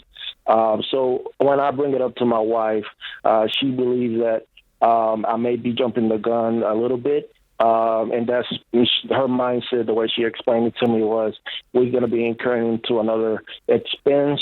The way I see it is more as an asset and, protection for, her and the baby in case something were to happen, unfortunately, to me. Mm-hmm. So that's kind of where I'm at. I'm able to cover all expenses of the house. She's currently a nurse. So everything that she earns, she uses it and then she invests it into whatever she wants. So I'm able to cover all expenses. Mm-hmm. I just want to know more of what you guys, the mindset that you guys, have on this. I'm trying to see if I could get, insurance on myself, more so for protection, and hopefully to leave something behind for my kids and grandkids one day. Well, I think that, Al, your sentiment is right on. The fact that you're thinking ahead about your family and you're considering life insurance is exactly right. I think it is a sobering conversation to bring up that I want to have insurance in case, God forbid, something happens to me. And your wife's carrying a baby or is going to be carrying a baby. Anyway, she's in a sensitive state. And that can be tough and, to kind of reconcile in your brain. So I would just form it to her like this. I would say, listen, there's going to be people in my life that are dependent on my income. And if something, God forbid, happened to my income, how would you guys live? It would just give me a lot of peace if I knew that if something happened to me, you would have plenty of money. You would have, and you can talk about what that amount is. I would say 10 times your income, that you would have this $1 million or whatever it is setting there in case something happens. That just gives me peace of mind. It's a way that I can love you guys really well. And it's not very expensive, right? If you can have that conversation with her, I think that she'll understand where you're coming from. But let's talk about the type of insurance, because I think I heard you say that you want whole life. And that's correct. My mindset is more so I have a couple rental properties. I've been investing into the market and all that stuff. My mindset is for protection, and then also how can we also make it a solid foundation for everything else when Well, later. Al, I'm gonna let Jade walk you through this, but let's be very, very clear. Whole life is actually not insurance. Okay, it's not. It's not. No, I want Jade to explain it, but you really got to understand, because you call this what we teach.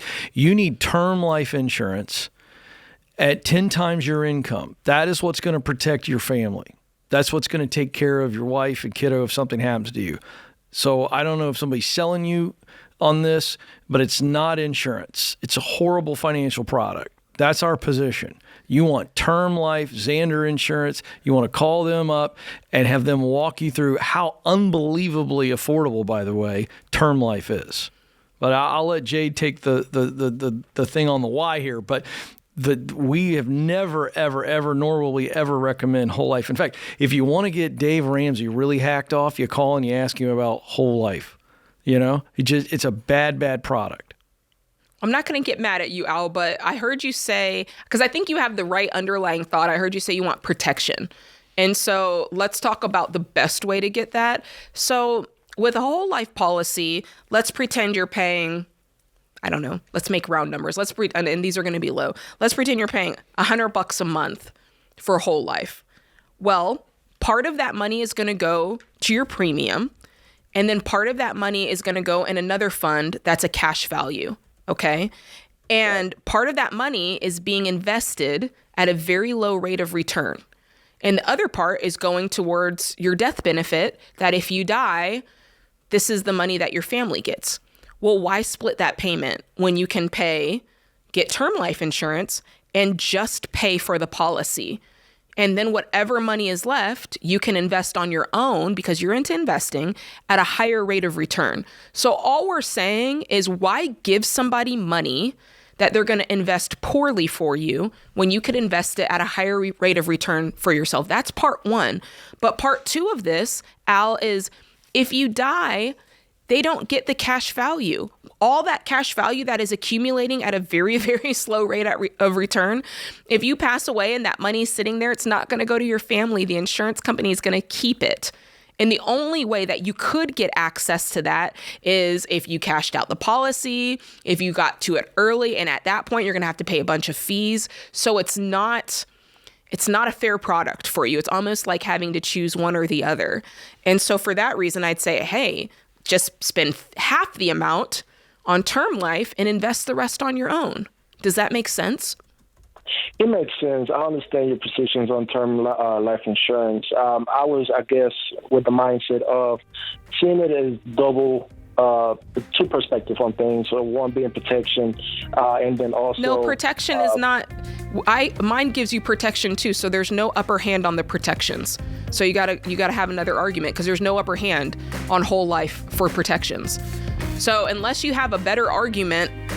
I'm just telling you the facts. Yeah, I mean, Jade's right. And the real argument is the stock market's averaged 12% over the lifetime of the stock market versus 4.5% at most on whole life. You might as well park it in the HYSA at that point.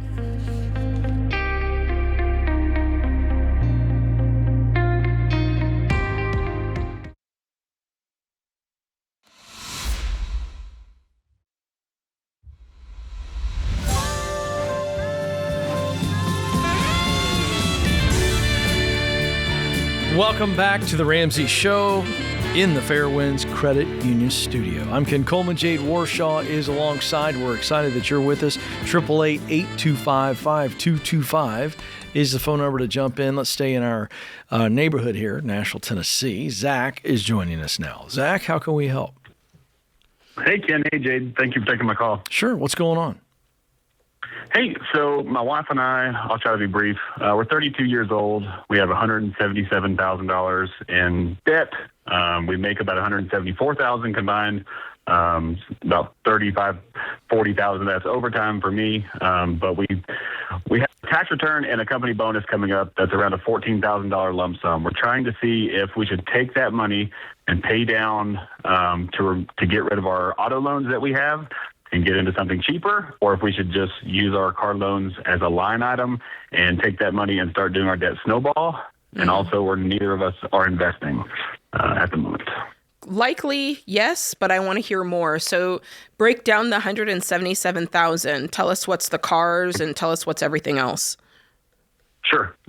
So we've got the vehicles between myself and my wife, $44,000. Mine's 21, hers is 22. Roughly $81,000 in student loans. We both are almost finished she finished her bachelor's degree last year, and I'm finishing mine this spring. And then $52,000 in consumer debt, like credit cards, line of credit, personal loans, etc. Okay. And the personal loans, when you break them down, what's the smallest one? We have some as small as $3,500, and then we have others. I'd say the highest is around $10,000. Okay, so between 35. Okay, good to know. What are the payments on these cars? So the payment on my truck is $379, and then her Honda Pilot is $457. Okay, and what did they originate at? I'm trying to see if they were ever too expensive for you. What did they originate at? Mine was $23,500. I think I could sell mine. They're both used vehicles. I could sell mine for probably what it's worth. She's got about $4,000 in negative equity in hers. Okay. If you wanted to sell them to go faster, you 100% could. How much is the bonus and the refund? The tax return is about $12,000, and then $2,000 is a company bonus. And I just updated my W-4 to change my tax withholding because obviously that tax refund is a little too much. You could do that. I'm not going to say you have to. They were never like crazy outside of your range. Maybe you do one and keep the other. That's totally up to you. $14,000 though could knock out lots of these smaller loans, and I think that would give you probably free up a similar amount of money and give you a bigger boost, because there's something about when you've got like a list of 20 debts and it goes from like 20 to 12, that feels great. Right. So how many of these personal loans do you think you could knock out with the $14,000? Yeah, I know several of the credit cards. So the credit cards and some of the smaller personal loans. I think we can take probably 5 of those off the table, get us some quick wins, and have a little bit of margin there to start tackling the next one. I just want to make sure you guys would maybe start that way versus, because these aren't like crazy high payments that we're paying. And I commute to Nashville for work. I actually live in Cookeville, but I commute for work. So having a reliable vehicle is helpful. Good, yeah. But if you guys said, hey, get a beater with a heater, then we would do that. We just was curious kind of what you guys thought. So. Yeah, a lot of times is if you can pay off the car in 2 years or less and it be as part of your snowball, you could keep it as long as it was never too big of a chunk of your income to begin with, as far as it being an item that's going down in value. At $174,000 of income, to have two $20,000, $23,000 cars, it's not a bad thing. It's just that you went into debt for them. I would do it. Ken would. I would too if I were in your shoes, but I'm not saying you have to. Yeah, we're not telling you have to, but I would tell you that I am of a mindset that I want to knock this stuff out, and I want to do it as fast as I can, and I'm willing to suffer short term so that I can win long term. I'm just curious, which way were you leaning prior to calling? It's been a 50-50 split. We've talked about getting debt-free for a while. We're longtime listeners. What do you mean by 50-50? What do you mean? I think me and my wife have had discussions saying, hey, let's just sell them both and use some of this $14,000 to, move both these vehicles and get in something cheaper. Let's buckle down. Let's do it. And then the other half of me says, I commute quite a bit, an hour each way to Nashville Airport based on my job. And so it's like, if I'm trying to make that commute in a vehicle, I get that. So you know what I would do? Get rid of one. Keep one, and I'm with Jade. That was exactly what I was thinking. Keep the most. Hers has the negative equity. Okay. So would you pay the $4,000 and maybe keep my truck for reliability purposes? No, I'd flip it because you don't want to be spending money that you don't need to right now. If you end up paying off the car, the negative equity is not going to matter. This isn't going to be a fun conversation. Probably not a popular proposal, but again, I'm going to tell you exactly. I wish Stacy were here. She'd say this is exactly what Kim would say. I would say, all right, we're going to we're not going to sell the one with the negative equity. We're going to sell yours, and you're going to take her. Okay. You're going to take what is her car, because you're the one driving a long way every day, and she's going to drive something that's not quite as awesome. Yeah, and you're both taking one for the team, just in a different way. That's exactly what I would propose. Now, I don't know how your wife's going to feel about it, but I'm calling balls and strikes right now. Ken, you and I are on the same page. Hands in the center. And by the way, and to validate, I'm talking about it. This one has done it. She and Sam, when they got their story going, they went down to one car. So I believe in what I'm going to call shocking the body. I learned this term from a friend of mine, in college. He was like, when you start a new workout plan, you got to shock the body, right? And you just go in on a completely new routine. And what he was talking about is you get the muscles, all of them just like, what is happening? And you start to get real returns. Yeah. And I believe in that. I believe in it. In most cases, I almost always am a little bit more aggressive because I believe in shocking your system to go, holy cow, we have burned the ships. We are in on this deal. Fight or flight. Yeah, so I agree with Jade. I think she's right. I don't want you to hear me saying you have to do that. I'm just giving you an alternative. It all depends on how on board your wife is with this. I agree because you have to do this in a way that you're both going to be fully committed. Yeah. And everyone, it doesn't sound like it, but every once in a while, it's like, if you go too extreme too quickly, the other spouse is too shocked and wants to bail out. Yeah, so it's a great point. I agree with Ken. Okay. Oh, she is. Okay. Then I think she'll like this plan because it's the best of both worlds. You're still safe on the road. You still have one that's a hoopty. You still clear out $457 of payments. Woo! You still, you're not eating up the whole $14,000 on getting 2 new cars. You're only, eating up maybe 4 or 5 of it. And you're still knocking out, 4 of these smaller debts. So it's really good momentum Massive boost. momentum. I love that, Coach Jade. I feel like you just got out the clipboard. You were drawing up a play in the Strong timeout. side. I love that. I'm going to tell you something. Momentum, I don't care what area of your life you need momentum. When you start to experience it, when you haven't had it, woo, man, it is nice. Yes, it is. It can really set you free. Hey, love the call. You guys are going to do it. We're rooting for you.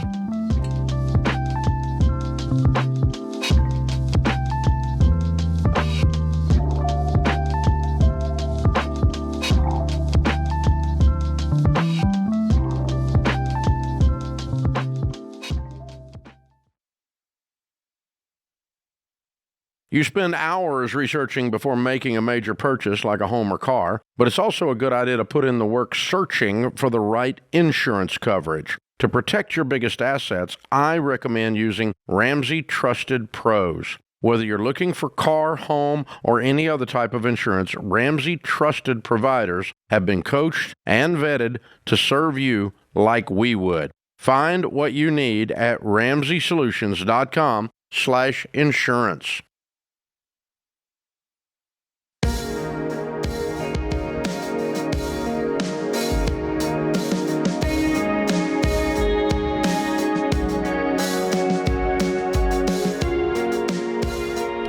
One of the best things you can do for your finances is to have a really good tax pro in your corner that you can trust. They're going to help advise you on best moves to make for your situation, for your small business, especially if you've had some big life changes.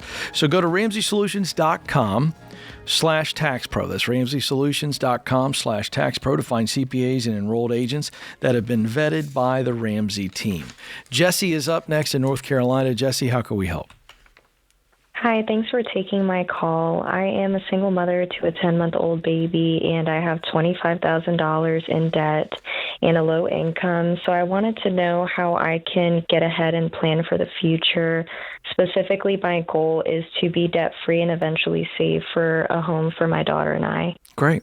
Tell us what your low income is. I make $2,667, so $2,667 after taxes per month. What do you do? I work from home for an insurance company. Doing what? I do customer service with providers. Okay. And do you need to work from home just because of the little one? I would prefer to, yeah. Do you have family or friends that, if you had to, I'm not making you commit to this, but I just want to know, is it possible that other people could watch your child? It is possible, but not consistently. Is the $25,000 of debt, is that a one-time thing that's done and over, or is the debt accumulating because you're using a credit card to fill a gap? I don't use credit cards, but it is accumulating because of interest. It does consist of student loans, some credit card, and then medical bills and personal debt. Okay. So even with you paying the minimum, obviously it's been accumulating over time, is what you're saying? Yes. Okay. Do you have any control over your budget, or do you feel like you're paycheck to paycheck and not knowing where your money's coming and going?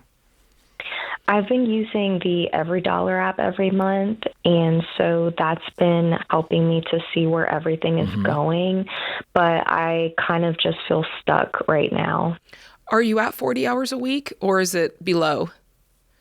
I'm at 40 hours a week guaranteed, and I've also been working an extra 10 hours per week with the exception of holidays to work some overtime. Does that bump you up from the number that you gave us, or is that did that include your overtime?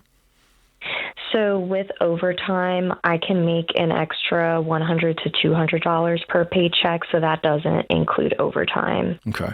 So we could say $200 to $400 if you're getting overtime in addition. Yes. Ken can speak to the career side of this, because I wonder if there's just, and I believe there is, if there's another type of job you can do from home with your skill set that can just pay a little bit more. What's your hourly rate, or are you on salary? I am hourly. I make $21 per hour. Mm-hmm. Yeah, the reason I went that line of direction of questions right out of the gate is the answer to your question is, and Jade will walk you through, where can we cut, make sure you really got your budget in line. But you're going to need to make some more money. You just are going to. It's going to make you're getting out of debt. Now, here's the great news, and Jade will give you more insight on this, but the $25,000 doesn't freak me out for you. However, we do need to get more income, and especially if you're going to want to save up money for a down payment on a home. So I'd like to see you getting in that $35 an hour. So can we take, and here are the questions you're going to ask, and I'm going to give you some resources at the end of the call because I want to get Jade involved here real quick, and let's see what we can squeeze out of our current income. But you need to adopt the mindset that you can make more money. And you should make more money. And so now it's a question of how do you take the current experience you have in customer service and can you jump up the ladder a little bit? For instance, one thing I think you ought to be thinking about is, contacting a company like Belay, who's been a partner of the show for a while and involved with other events. I know their owners, and they're one of the best agencies in the country for virtual executive assistants. Yes. And so the very nature of the job is working from home and virtual. But when you're working for an executive, you're going to make more than $21 an hour. So if you have that kind of administrative skill set and some experience there, that's the type of thing that you've got to open up your mind to. And that would change your life dramatically if I sat you down with Jade and said, hey, great news, Jade. She just went from 21 an hour to 35 an hour. Changes everything. I mean, $500 would change your world right now, because there's part of this. I agree with Ken. Got to get the income up. I'm guessing your budget is pretty slim as it is. Am I wrong, or? Most definitely correct. Yeah. You've cut it down as far as you can go. So there's two plays here. You can do what Ken said, which is really, really actively seek to find other jobs that pay more. And in the meantime, do your best, do as much overtime as you can, because if you can keep your minimum payment at just the right amount, right? If you can kind of figure out what that amount is, where it's not aggressively paying the debt down, but it's also not allowing it to creep up anymore. You're kind of just keeping it at bay and staying above water. That's good, right? We don't want the interest to accumulate. But I think if you can do that while looking for a higher paying job, that's your only choice at this point, because, income is the magical elixir to, to fix this problem. Yeah. Now, if you find yourself in a position, Ken, you love doing this, and it's so true. If you find yourself in a position where you have either found a job or the job you're making, you're able to, make a little bit more, and you're at that point where the $25,000 isn't really accumulating, maybe it's slowly going down. There is part of this where you've got a baby and you're in a season of life, and sometimes there's seasonalities that limit you. And there's just a part of that you accept and go, well, right now, this is where I'm at. Maybe when this baby goes, 4 years from now, your life looks totally different. They're going to kindergarten and life is totally, totally different. So both of those are things to kind of look at and accept and understand. What are your values during the season? Obviously, it's to stay home. To what extent? And what does it look like for you financially? Is this a season of treading water and not going any deeper in debt? Or is this a season of trying to pay off debt? And you get to decide that.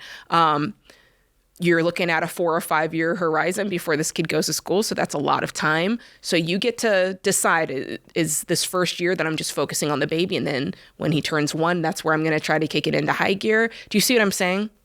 Yeah. You've got that to play out. How connected of a person are you? And what I mean by connected, I'm not talking about celebrities or any of that nonsense and I'm Mrs. Network. I'm saying, are you pretty connected to friends and family group in your area where you live, or are you kind of just a real small circle? I am connected to 2 local churches. Great. Yeah. Great. So you know what, Jesse, I don't know how aggressive you're being right now, but I think now's the time. I would never bet against you because you're a single mom. I think the single toughest person on the planet is a single mom. I've always had mad respect for you. And I think you got to really believe in yourself and go, no, wait a second, I've got a good job. I mean, you got a good job. Yes. Okay. And you found that somehow. So what must you do to find a better version of what you're doing now? And I'm going to put a number out there that might seem like a stretch to you, but I want Jade to react to it instantly, just so because we've not scripted this, all right? If she could make an additional $2,000 a month, how quickly does she get out of debt and then get through baby step 3 and 3B? Well, with the extra money, that's 1 year. An extra $2,000 a month, that's $24,000 in the year. Jesse, are you picking up what she's laying down? Yeah, I can see that. That would be amazing. So now here's the fun exercise. And I love what Jade said to you. I don't want you to get off this call and be stressed because you're doing something so important right now, which is raising a human being, okay? And you're managing to kind of get through, okay? But if you could figure out how I can make an additional $2,000 a month, it is life-changing, yes or no? Yes, yeah. Now listen, this is where the connections and the network of people come in. You go, hey, I've been listening to the Ramsey show. I called them. I got a plan, but I need help with the plan, right? I know how to budget. I'm going to get better at budgeting, but I need better professional opportunities. And the right people want to help somebody like you. But this becomes your number one job outside of your regular job is to find better work. Now, here's what I want to do to help you, okay? I'm going to give you some information. I'm going to give you my Find the Work You're Wired to Do book that has the Get Clear assessment in it. Take it. Let it AI spit out some great opportunities for you. Hang on the line. Good things are coming for you, Jesse. Thank you for calling.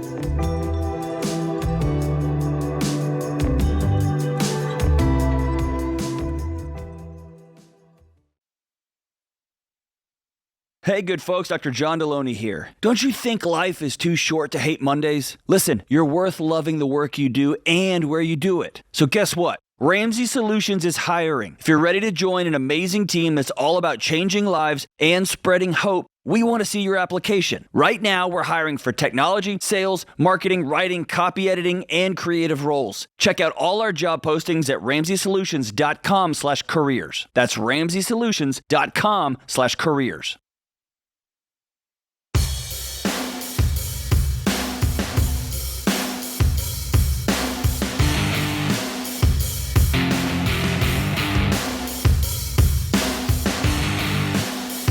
On the debt-free stage in the lobby here at Ramsey Solutions are Colin and Megan. Welcome.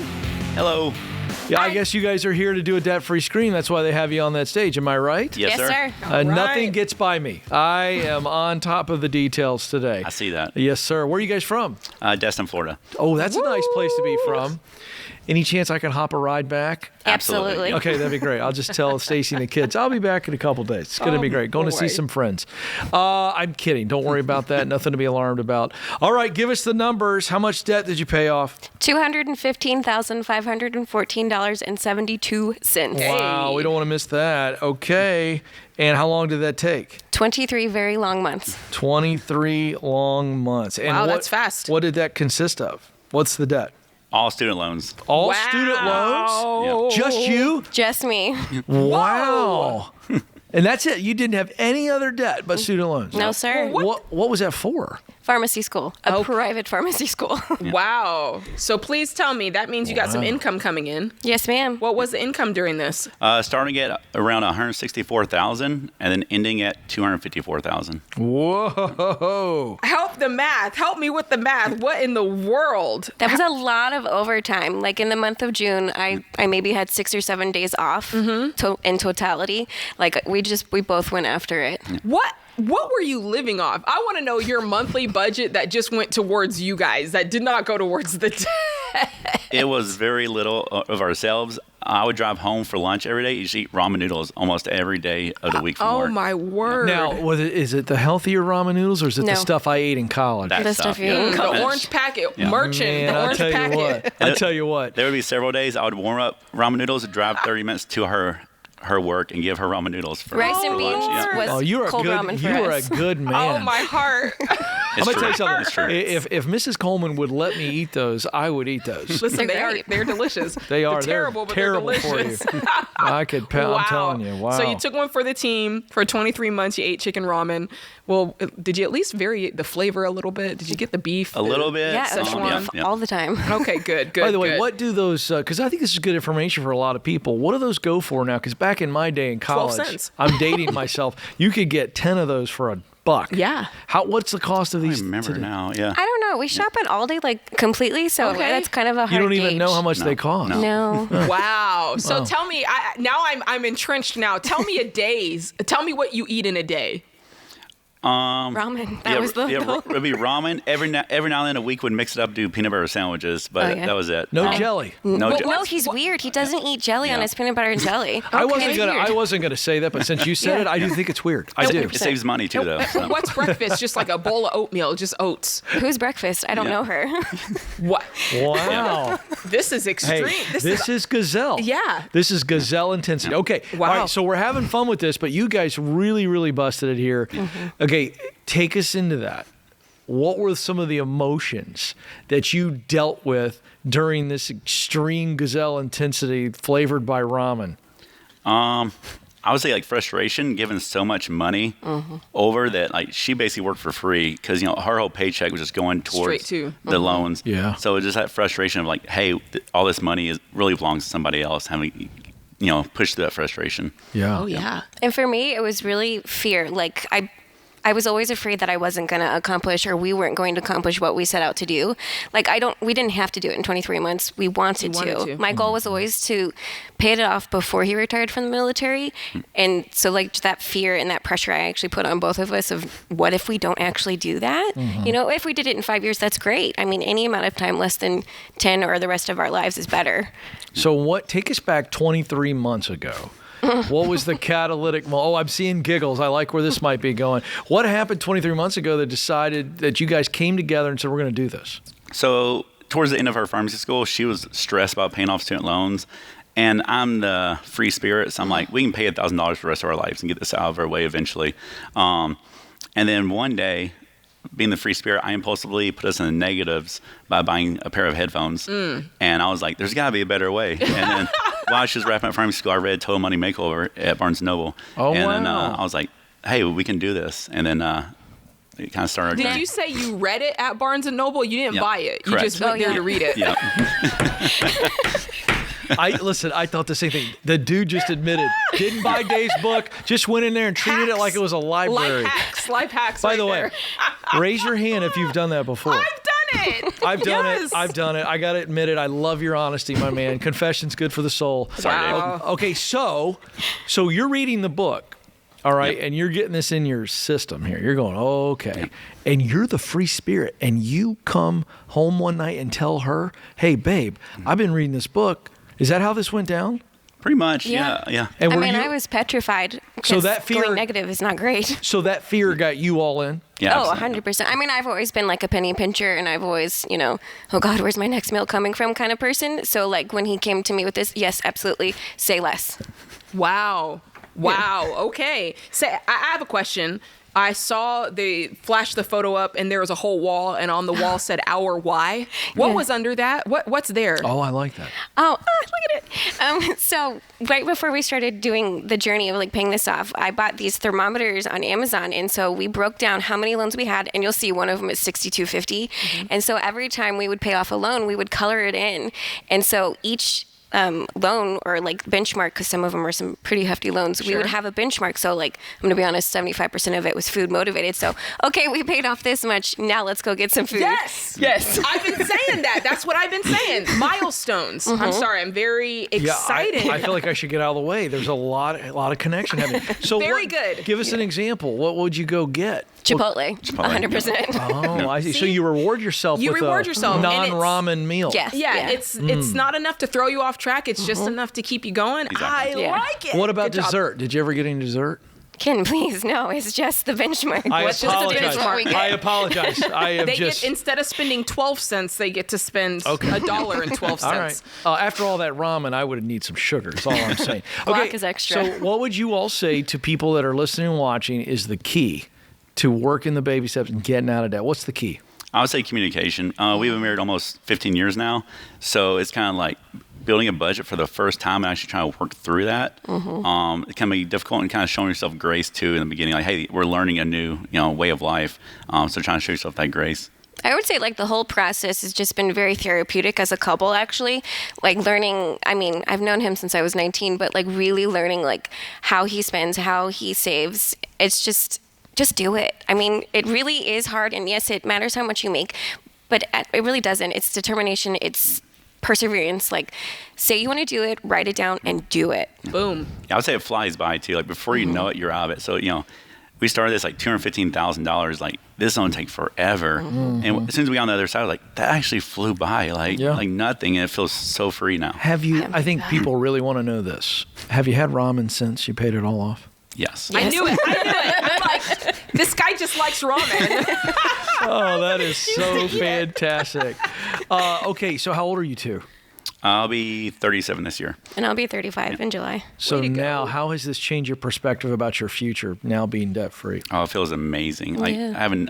again, being free, being like, do what you want, go where you want, and not have like just the freedom of like, hey, I can move it, a different career if I want to. I can, where it may be. Just we have that freedom in life to just, move forward. And it's like a level of stability that I never had growing up, something that I've craved my entire life. And like we got that. Good we have for you. stability. Peace. Are you still in the military, sir? Yes, sir. What branch? Army. Well, thank you for serving our country. You're a great American. All right, thank you. Absolutely. Well, there it is. Another young couple. Isn't it fun just to see like a complete future? You guys are going to be millionaires. You're going to have all that stability, and you earned it. All right, you guys ready? Okay, Yes, here we sir. go. We got Colin and Megan from Destin, Florida. They paid off $215,000 and some in 23 months, making $164,000 to $254,000. Colin, Megan, you inspire us all. Count us down. Let's hear your debt-free scream. 3, 2, 1. We're debt free! Yes, you are. But not ramen free. Big distinction. Never that. So fun, isn't it? Excellent. Major intensity. Well done. They put a beautiful picture on what gazelle intensity looks like. Folks, it's worth it. You heard it from them.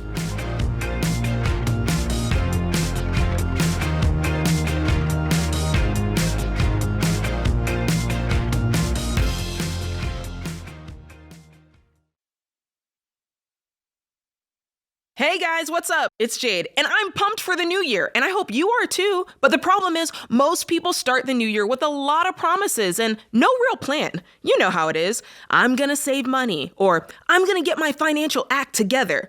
But without a plan, you just wing it and hope it works out. Listen, don't play yourself.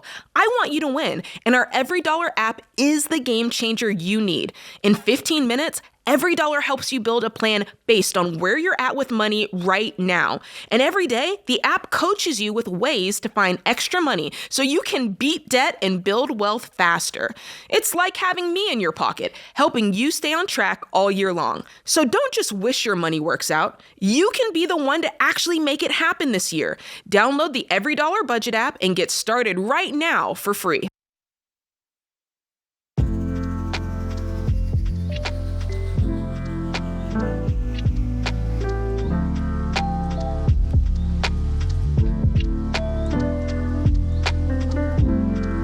Our scripture of the day, Romans 13, verse 7. Give to everyone what you owe them. If you owe taxes, pay taxes. If revenue, then revenue. If respect, then respect. If honor, then honor. And our quote of the day, as we celebrate Dr. Martin Luther King, is from Dr. Martin Luther King. The time is always right to do what is right. That's good. Simple but profound. Yes. The man had a way with words. He did. I love it. All right, let's go to Mike in California. Mike, how can we help? I've been on the Dave Ramsey program for a while, me and the wife. We got all of our bills paid off. We're able to buy a couple of cars, cash. we're at the point of wanting to pay our house off. But I was married prior, and I got put in a modification because I was going to let the house go. So there's a $50,000 balloon payment at the end of the loan. And we're about 10 and a half years left. And that's just on the loan. And then I have a $50,000 balloon payment. Can you refinance out of that?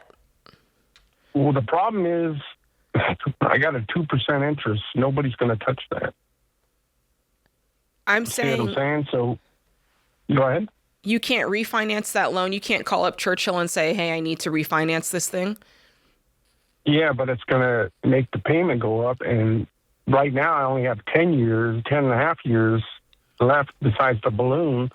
I don't know if I should just start hitting the balloon payment.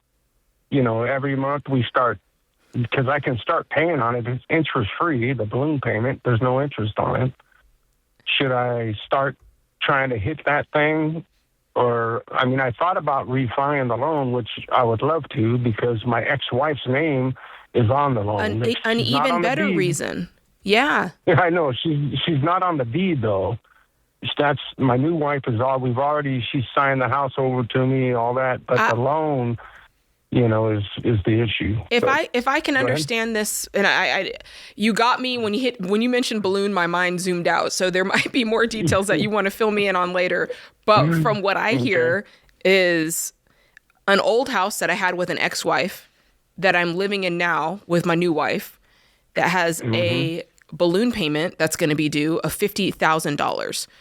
And even though it has a fine interest rate of 2.5 or 2%, I don't remember what you said, 2% now. 2%, yeah. For me, this is not good. In my mind, I go, if I'm your new wife, I don't want to live in your ex-wife's house, and I certainly don't want to live in it with a balloon payment at the end that we're going to be due for in the next however long. That's where my brain 10 and a half sits. years, yeah. Why would you not? And it's got your ex-wife's name on it. So why would you not either sell this house? I would sell it now that I see that your ex-wife is even on it, because it's not fair for her to be attached to that either. Do you want to know why? Why? Yes. Because my new wife loves the house. Oh boy. She doesn't. But she your doesn't ex-wife care is about on it. I know, And that's not fair to her. I know it ain't. I agree with you 100%. So you've got it. Doesn't at that point. It doesn't matter. That. At that point, it doesn't matter if you love the house. There's plenty of houses out there she can love, but your financial life is going to be tied to your ex-wife for life. If you keep this home for life, that's not fair to her. If she tries to, no. Once the house is paid, if we pay it off in 10 years, she'll be gone. 10 years is a long time, my guy. That's a long time to be tied in. I'm just saying. Yeah, but if we leave now and try to buy another house, our payment's only $1,400 a month. I know that. I understand that. So if I do this, our payment's going to go over double, if not higher. It will. And then I'm going to have to get a second job in order to pay for it. No, that's not true. So here's what's true. I'm gonna lay out what's true, and then we'll talk about it. We could talk it. The truth is you're divorced from her. That's true. The truth. Oh yeah, that's a truth. That's the truth. Yeah. And you're remarried. That's true. Other thing that's true is your finances should not be connected to your ex-wife for any longer than necessary. Fair enough? Yep. What's also true is there's a $50,000 balloon payment here. Yep. Okay, these are all truths, what we'll call in the con category. The only pro is your wife likes the house and there's a 2% mortgage. That's really the only pro. Yeah. So there's part of this that you have to accept because of the divorce. And I'm not saying it's wrong or right. I'm just saying because of the divorce, your housing situation is going to change. And I think you just have to accept that. You can't keep it as it was because a major thing has been upended. And so there's change there. And to say, hey, well, we can pay it off in 10 years and to have that link to her for 10 years is unfair. It's to everybody. Do you see what I'm saying? Because if something happens, if anything happens that changes in your life, that causes you to not be able to afford this house, that causes that balloon to be an issue, it's going to affect her majorly. Well, it's also going to affect you, Mike. Like you're talking about getting another job, all these things, and the only thing. By the way, I'm just letting Jade roll here. This is fantastic. But I agree with her. By the way, I agree with her. So I'm going to take what Jade said, and I want to put this back to you and go. After hearing everything Jade said, which by the way I heard you categorically go, I agree. Mm-hmm. If I'm hearing you and I'm hearing Jade, and I am, the only reason you're considering this is because your current wife likes this house. Yeah. And it's in our budget as far as being able to afford. Well, but she already knocked that one down. Live the way we want to live. You can live in other places. No. She knocked that down. You can live in other places. The idea that this is the only place where you can live within affordability is a myth. And it's not affordability. You have a $50,000 balloon. Yeah, it's not affordable. Yeah. And it requires you to get another job just to afford it. So you've created, it's like after all that, you're still stuck in this thing. And I guess what I'm trying to help you see as a friend, Mike, is I think this is because you would rather be miserable than be uncomfortable. No, you didn't let me finish. You'd rather be miserable instead of be uncomfortable and telling your wife, we're getting out of this. We're changing our life. You don't want to have to tell her that. Tell me if I'm wrong. No, honestly, you're wrong. Okay. Because here's what our plan, what we wanted. We wanted to sell this house and retire up by Cambria, up in northern Cal. You know where Cambria is? Sure. I don't know if you... Up north. So up north. So because we love it up there. She loves it. But, her daughter's here with the grandbaby. Her son lives here. So those things are in factor. My 2 kids are out of state. I got 4 grandchildren with them. So did your wife change her mind completely on the move up north? No, the reason why we decided maybe not is because of family and stuff. Like being close. How far? The grandbaby. I totally get that. Never going to dismiss that. Yeah. But how far away are we talking about? It's probably 5.5, 6 hour drive. That still has no bearing on whether or not, because it's like, okay. Well, I'm trying to get it in the mix to go. That's why you should sell this house, because they already had another plan. I mean, but even if you've decided that's no longer the plan, if it is or it isn't. I know. I'm trying to make this hard decision easier. Well, I'm with Jade on this. You know what? She's the one that got me in on the Dave Ramsey thing, because I was the opposite. Okay. When it came to bills, I wanted to... If we didn't have it, let's go get it. I want to enjoy life. But when I met this woman here, she turned me around. Well, in my mind. Tell her you called us today and we said no to the balloon payment. I just think you're on a tightrope without a net. You're just walking this thing and you're hoping you get to the other side. It's a 10-year journey with a $50,000 barricade in the middle. And an extra job for you. And an ex-wife yapping about having this debt around her neck. I don't hear from her ever. No, I mean I haven't for years. We've been married for going on 10 years now. You can do what you want to do, Mike. We have spoken, and you said your wife introduced you to us, and now you called us. You do what you want to do, brother, but enjoy that second job, man. Enjoy that and that stress. Well, I hate to do that to him, but that's the facts. That's how we see it. Hey, folks, remember this. There's ultimately only one way to financial peace, and that's to walk daily with the Prince of Peace, Christ Jesus.